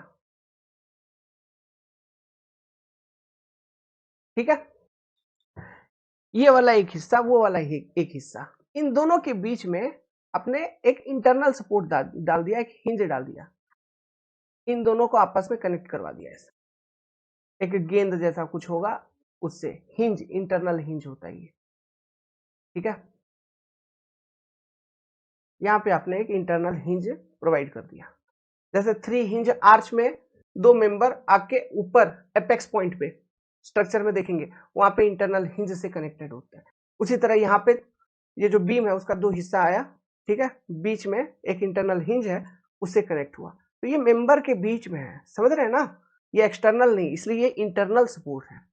इसको क्या बोलते हैं, इंटरनल सपोर्ट, जो दो मेंबर को कनेक्ट कर रहा है, कनेक्ट कर रहा है। यहाँ पे ये member one, this is your member two, अब हमें इस इंटरनल सपोर्ट का प्रॉपर्टी को पढ़ना है, ठीक है। तो कैसे पढ़ेंगे, ये मैंने आपको थोड़ा ये विजुअलाइजेशन 2D में दे दिया, ठीक है। इस तरह का भी डायग्राम बहुत सारा बनाएंगे। अब देखो, फोर्स लगा लो, लेट्स सपोज ये एक फोर्स मैंने लगा लिया, पी फोर्स लगा लिया ऐसा थीटा एंगल पे। इस फोर्स को फिर रिजॉल्व करूंगा अगर इस मेंबर पे, तो मेरे को दो फोर्स मिलेगा, ये तो क्लीन है। इस फोर्स को अगर मैं रिजॉल्व करूं तो एक कंपोनेंट इसका पी कॉस थीटा ऐसा एक्सियल मिलेगा मेंबर में, पी कॉस थीटा, ये एक्सियल फोर्स है जो मेंबर में है। और एक मिलेगा मेरे को ऐसा वर्टिकल ट्रांसवर्स डायरेक्शन में, जो कि होगा पी साइन थीटा, ये एक फोर्स मिल रहा है, ठीक है, क्लियर है। अब मैं दूसरा चीज करता हूं, अब मैं थोड़ा सा क्या करूंगा, लेट्स सपोज कि मैं ये जो हिंज पॉइंट है, इस हिंज पॉइंट के अबाउट दोनों मेंबर को सेपरेट करके देखता हूं, अलग अलग कर देता हूं, अलग अलग करके मैं देखूंगा, ठीक है। तो चलिए अलग अलग किया जाए, क्योंकि वो इंटरनल सपोर्ट है ना, तो अलग कर सकते हैं हम, उस सपोर्ट के अबाउट मेंबर को अलग कर देते हैं। चलिए तो अलग कर दूंगा, तो देखो यहां पे एक फिक्स सपोर्ट था पहले से, प्लस यहां पे एक मेंबर आया। लेट्स सपोज ये जो हिंज वाला पॉइंट है, इसको हम एक नाम भी दे देते हैं, रुक जाइए थोड़ा सा। लेट्स सपोज ये हिंज वाला पॉइंट है बी पॉइंट, ठीक है, ये ए पॉइंट हो गया, ये बी पॉइंट हो गया, ये सी पॉइंट हो गया। हिंज वाला बी पॉइंट है, ये लोकेशन क्या है, इसका नाम है बी, लोकेशन का नाम ए बी सी देते हैं ना सपोज, ऐसे ही बी पॉइंट। तो ये ए पॉइंट हो गया, ओके, और ये यहाँ पे ये पॉइंट हो गया बी, जहाँ पे इंटरनल हिंज है। दूसरा हिस्सा आप ऐसे कन्वर्ट कर लो भाई, ये, और यहाँ पे एक नॉर्मल हिंज है ऐसा, और यहाँ पे जो आपका फोर्स आपने रिजॉल्व किया, एक फोर्स आ रहा है पी साइन थीटा, और एक फोर्स आ रहा है इधर पी कॉस थीटा,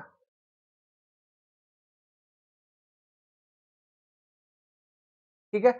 इधर था आपका इंटरनल हिंज यहाँ पे। अब इंटरनल हिंज चाहे आप ये मेंबर 1 है मान लो, ध्यान से सुनना, और ये मेंबर 2 है, चाहे आप मेंबर 1 का एंड पे देखो या मेंबर 2 का एंड पे देखो, कहीं कहीं पर भी एक जगह किसी एक मेंबर के साथ इंटरनल हिंज को कनेक्ट करवा दो, कोई फर्क नहीं पड़ता। मतलब मान लो जो इंटरनल हिंज है ये कोई ना कोई फिजिकल चीज होगा, तो मान लो वो जब मैंने मेंबर को अलग किया तो मेंबर 2 के साथ इंटरनल हिंज को मैंने कंसिडर कर लिया, कोई बात नहीं। आपका शौक हुआ, आपने क्या किया, वो इंटरनल हिंज जो फिजिकल चीज था उसको पार्ट 1 जो है उसके साथ आपने कंसिडर कर लिया, कोई बात नहीं यार, जो इक्वेशन बताऊंगा वो चेंज नहीं होगा, वो सेम ही रहेगा, वो इंटरनल हिंज का प्रॉपर्टी है। अब वो इक्वेशन समझने से पहले मैं आपको अब विजुअलाइजेशन देता हूं, ठीक है। होगा क्या बताओ, जैसे पहला वाला डायग्राम पे चलो, यहाँ पे विजुअलाइजेशन लो। जैसे ये दो मेंबर हैं, तो ये एक मेंबर मेरा, ये वाला एक मेंबर, ये एक मेंबर इंटरनल हिंज से कनेक्टेड है। और सोचो कि यहाँ पे कनेक्टेड है इंटरनल हिंज से, इधर लोडिंग ऐसे लग रहा है, कुछ भी लोडिंग वोडिंग लग रहा है, लोडिंग लगेगा तो क्या ये दोनों एक दूसरे से सेपरेट हो जाएंगे, नहीं होंगे, सेपरेट नहीं होगा, होगा सेपरेट नहीं होगा, क्यों, ये मेंबर कनेक्टेड है एक दूसरे से, ठीक है। तो वर्टिकल डायरेक्शन में ये सेपरेट नहीं होंगे, मतलब वर्टिकल डायरेक्शन में यहाँ पे एक इंटरनल फोर्स होगा, समझ में आ रहा है। वर्टिकल डायरेक्शन में भी आपको एक इंटरनल फोर्स दिखने को मिलेगा, वो फोर्स एक्स्ट्रा इंटरनल है, उसको हम इंटरनल फोर्स बोलेंगे, जो भी फोर्स मैं आपको दिखाऊंगा वो फोर्स इंटरनल फोर्स है। वर्टिकल डायरेक्शन में एक इंटरनल फोर्स आपको देखने को मिलेगा, ठीक है। प्लस ये हॉराइजेंटल डायरेक्शन में भी कनेक्टेड है, ये हॉराइजेंटल डायरेक्शन में भी कनेक्टेड है। देखो इंटरनल हिंज है, तो मेंबर हमने हिंज डाल रखा था कि मेंबर दो मेंबर एक दूसरे से कनेक्ट हो पाए, तो आप इनको ऐसे अलग करने का भी कोशिश करेंगे ना, तो इस पॉइंट के अबाउट वो नॉर्मली अलग नहीं होगी जब तक कि आप इसको तोड़ ही ना दो। तो ये हॉराइजेंटल डायरेक्शन में भी कनेक्टेड होते हैं, वर्टिकल डायरेक्शन में भी कनेक्टेड होते हैं, दो चीजें क्लियर है। तीसरा, रोटेशन पे बात किया जाए, देखो तो यहाँ पे इंटरनल हिंज है बीच में और दो मेंबर कनेक्टेड है, मान लो लोडिंग इधर है, तो इस तरफ लोडिंग के कारण इस इंटरनल हिंज के अबाउट एक मोमेंट आएगा, तो वो मूवमेंट के कारण मेंबर रोटेट कर जाएगी, मतलब इंटरनल हिंज पे कोई मूवमेंट रेजिस्टेंस नहीं होता, नेट मूवमेंट इंटरनल हिंज पे 0 होता है, वहां पर भी कोई मूवमेंट रेजिस्टेंस नहीं होगा। और एक खास बात, इंटरनल हिंज के अबाउट मेंबर का इंडिपेंडेंट रोटेशन होता है। जैसे यहाँ पे इंटरनल हिंज के अबाउट दो मेंबर कनेक्टेड है, ये वाला एक, ये वाला एक, ये एक, ये एक। तो मान लो लोडिंग इधर है, ठीक है, तो मेंबर ये रोटेट करेगा खाली, इसको रोटेट करवाया क्या? नहीं, ऐसा ऐसा किया क्या? ये रोटेशन हो रहा है तो ये भी कुछ ऐसा रोटेट कर, नहीं, इंडिपेंडेंट रोटेशन। ये मेंबर इंटरनल हिंज के अबाउट अपना अलग रोटेशन हो सकता है ड्यू टू, मान लो इधर कुछ मैग्नीट्यूड ऑफ लोड है, तो उस मैग्नीट्यूड ऑफ लोड के करस्पॉन्डिंग जो मोमेंट बन रहा है उस मोमेंट के करस्पॉन्डिंग उसका रोटेशन होगा। प्लस इधर भी लोडिंग है मान लो, तो इधर जितना लोडिंग है उसके करस्पॉन्डिंग जो भी मोमेंट बन रहा है उस मोमेंट के करस्पॉन्डिंग इसका रोटेशन होगा, चाहे वो ऐसा हो सकता है या फिर लोडिंग ऐसा है तो ऐसा रोटेशन हो सकता है, कुछ भी। मतलब about internal hinge member rotate independently, तो रोटेट हो रहा है तो कोई मोमेंट रिएक्शन है क्या? नहीं है। तो ये कैरेक्टरिस्टिक्स है इंटरनल हिंज का, वहां पे मोमेंट रिएक्शन भी नहीं होता, मेंबर इंटरनल हिंज के अबाउट इंडिपेंडेंट रोटेशन करता है, वर्टिकल डायरेक्शन में वो कनेक्टेड होते हैं मेंबर्स, हॉरिजॉन्टल डायरेक्शन में भी कनेक्टेड होते हैं। तो अब लिखता हूं इक्वेशन इंटरनल हिंज के अबाउट। पहला point, net force is 0,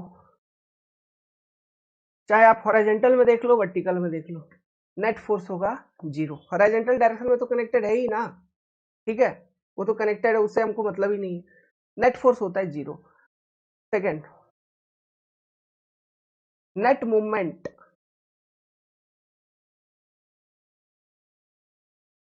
about internal hinge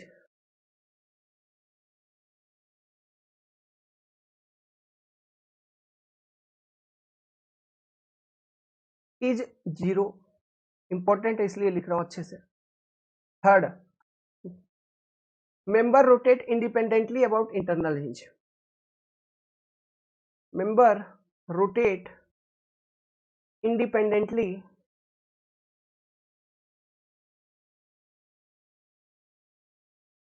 about internal hinge.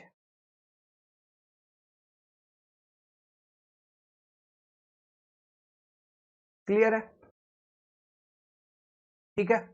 और एक तीसरा चीज देखो जैसे ये इंटरनल हिंज है ना, ठीक है, इंटरनल हिंज है, तो लोडिंग अगर होगा तो हाँ थोड़ा सा मूवमेंट वगैरह आएगा, तो मेंबर अभी जैसे हॉरिजॉन्टल है तो लोडिंग के कारण हो सकता है वो थोड़ा सा ऐसे बेंड कर जाए, लेकिन ये जो इस तरह पहले ऐसे था, अब लोडिंग के कारण मेंबर हो सकता है थोड़ा ऐसे बेंड कर जाए, ठीक है, लेकिन ये जो डिस्प्लेसमेंट है पहले हॉरिजॉन्टल से ऐसे जो थोड़ा सा बेंड किया ऐसा, ये बहुत ही नेग्लिजिबल अमाउंट का है। कहने का मतलब है ये चीज मैं कह रहा था, जैसे मान लो यहाँ पे जैसे ये मेंबर है, ये एक फिक्स सपोर्ट था, इधर हिंज सपोर्ट था, यहाँ पे इंटरनल हिंज दिया है, तो इस लोडिंग के कारण, ठीक है, इस लोडिंग के कारण हो सकता है मेंबर ऐसा हो जाए, लेकिन यहाँ पे मैं बहुत ज्यादा करके दिखा रहा हूँ, लेकिन रियलिटी में ये बहुत ज्यादा नहीं है। ये जो मैग्नीट्यूड है डिस्प्लेसमेंट का, आपके मन में कंफ्यूजन हो सकता था इसलिए मैंने ये पॉइंट यहाँ पे बताया, ये तो बताता भी नहीं।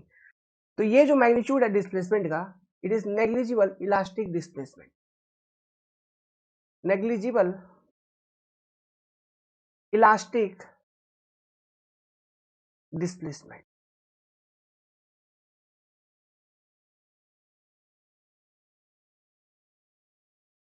तो ये नेग्लिजिबल इलास्टिक डिस्प्लेसमेंट का मतलब क्या है? इलास्टिक है मतलब जब आप लोड को हटा दोगे तो वो जो ऐसे बेंड हुआ था वो फिर से सीधा हो जाएगा, यही मतलब होता है। और वो नेग्लिजिबल है मतलब वो हुआ ही था थोड़ा, और फिर भी लोड को हटा दोगे तो वो फिर भी जो भी हुआ था वो भी रिमूव हो जाएगी, वो अपने आप इस मेंबर अपने ओरिजिनल पोजीशन पे आ जाएगा। तो हमें उस पर ध्यान नहीं देना है, ठीक है। लेकिन स्टील में जब एक टॉपिक आता है प्लास्टिक एनालिसिस, वहां पर हम देखेंगे मैकेनिज्म कंडीशन। तो मैकेनिज्म कंडीशन ऐसे ही बनता है, ट्रायंगल जैसा बनता है, फिर प्लास्टिक एनालिसिस का वो कॉन्सेप्ट है वो उधर देखेंगे। वहां पर प्लास्टिक हिंज बनती है, वहां पर मेंबर में प्लास्टिक हिंज बनती है due to yielding of member. ये सारा टर्म क्या क्या बोले जा रहा हूँ, इल्डिंग क्या है, प्लास्टिक हिंज क्या है, सब समझ में आएगा, ठीक है, धीरे धीरे बस ध्यान रखना। तो वो जो हिंज बनती है प्लास्टिक हिंज, वो भी एक तरह का इंटरनल हिंज है। यही लिंकअप करवा रहा था, ठीक है। खैर, ओके। अब देखिए, अब थोड़ा सा दो तीन बातें तो आप जान ही गए उसका बेसिक, है ना। इसका एप्लीकेशन में न्यूमेरिकल सॉल्व करवाऊंगा तो और क्लीन हो जाएगा। नेट फोर्स इज जीरो कहां पे, at B. Net moment about internal hinge मतलब बी पे जीरो, ऐसा। अब इसको बैलेंस करिए, इसका फोर्स बैलेंस करिए। फोर्स बैलेंस करोगे बाबू, देखो यार, सबसे पहले तो इस वाले एंड पे, बी एंड पे देखो, ये पी साइन थीटा जो वर्टिकल फोर्स है, इसको रजिस्ट करने के लिए ऐसे एक वर्टिकल डायरेक्शन में यहाँ पर एक आरबी फोर्स आपको देखने को मिलेगा, इंटरनल फोर्स, ठीक है। तो इधर अगर मान लो इधर ये आरबी अपने नीचे से ऊपर ऐसे दिखाया, तो यहाँ पे आरबी जस्ट इसका अपोजिट हो जाएगा, ठीक है। और ये कंडीशन होगी तभी यहाँ पे नेट फोर्स जीरो होगा। क्यों, ये दोनों इक्वल मैग्नीट्यूड के होंगे, ये भी आरबी, ये भी आरबी, और एक ऊपर से ऊपर ऐसा तो एक नीचे ऐसा, तो कैंसल आउट, खत्म, नेट फोर्स जीरो। ये चीज होती है इंटरनल हिंज पे, ध्यान रहेगा, ठीक है। तो आरबी जो यहाँ पे, ये जो आरबी फोर्स मैंने दिखाया, इसका कैलकुलेशन के लिए बोलता है कभी कभी स्ट्रक्चर वगैरह में, सोम वगैरह में, ऑब्जेक्टिव क्वेश्चन में थोड़ा टफ लेवल का जो होता है, गेट वगैरह में पूछ लेता है, तो इसका कैलकुलेशन के लिए बोलता है कि what is internal force at hinge location. वो उसका भी वैल्यू निकाल के बताओ हमको, बता देंगे, ठीक है। इस तरह का जब भी आएगा एक दो क्वेश्चन हम करवाएंगे तो वहां से और क्लियर हो जाएगा। लेकिन ये पैटर्न अब ध्यान रखना, इस तरह से हम फ्री मेंबर को सेपरेट कर देंगे उसके अबाउट, फिर जो सेपरेट किया है उसको हम बैलेंस करेंगे, उसका फोर्स बैलेंस करेंगे, फिर आगे चल के अभी तो हम देखेंगे रिएक्शन कैसे निकालते हैं, सपोर्ट रिएक्शन वगैरह, वही सेम कॉन्सेप्ट को अप्लाई करके ये आरबी का वैल्यू निकाल लेंगे। तो ये जो आरबी है इसको हम बोलते हैं इंटरनल फोर्स, इंटरनल फोर्स। ये एक्सटर्नल सपोर्ट रिएक्शन नहीं है, ये इंटरनल फोर्स है जस्ट, ठीक है। और ये कंडीशंस आप ध्यान रखना, net force is zero, net movement about internal hinge is zero. अब देखो रियल चीज बताता हूं आगे चल के बच्चा लोग, ये जो net movement about internal hinge is zero है, इस वाला सेंटेंस के ऊपर पूरा स्ट्रक्चर सोम सब जगह क्वेश्चंस भरा पड़ा होगा, और यूज भी है, हर एक जगह पूछे जाते हैं। बट ये वाला जो स्टेटमेंट है, net force is zero at B, इस स्टेटमेंट पर बेस्ड क्वेश्चंस बहुत ही कम आए, नेग्लिजिबल आए।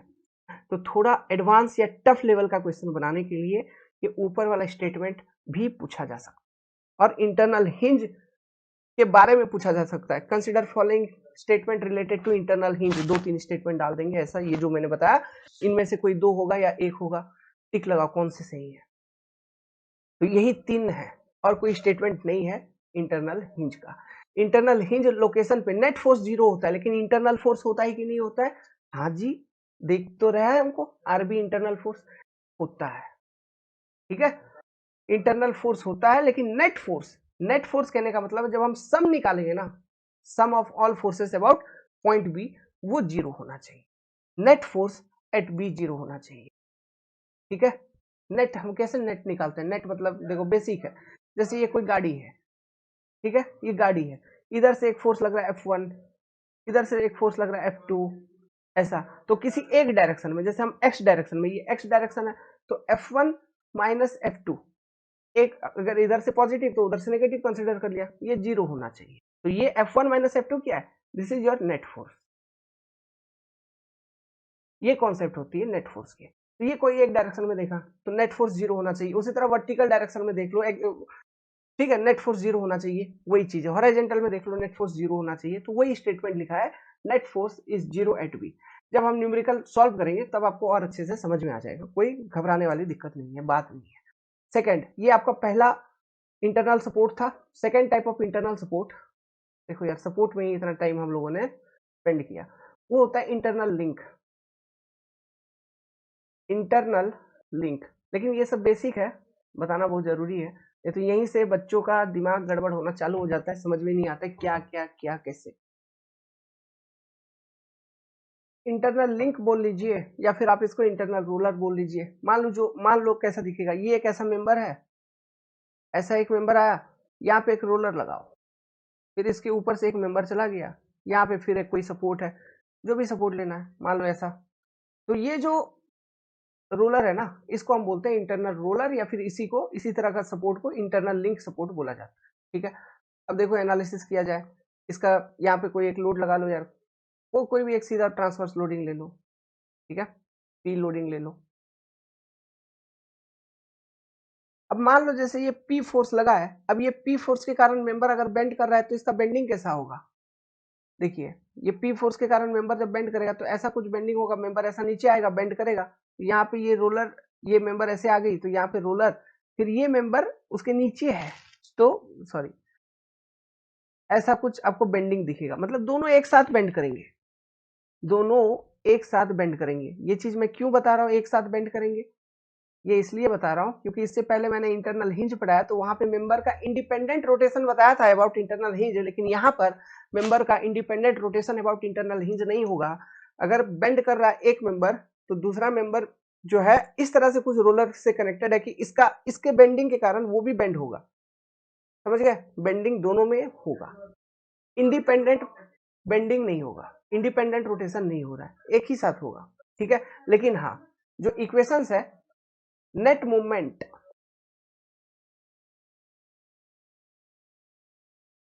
ये मान लो पॉइंट बी है, तो net movement about B is zero. जो इक्वेशन हिंज में था वही इक्वेशन यहाँ पर भी हम वैलिड करेंगे, मतलब अप्लाई करेंगे कि summation of movement about point B equal to zero. हम ये इक्वेशन लिख सकते हैं क्योंकि net movement about B is zero. दूसरा, net force about B is also zero.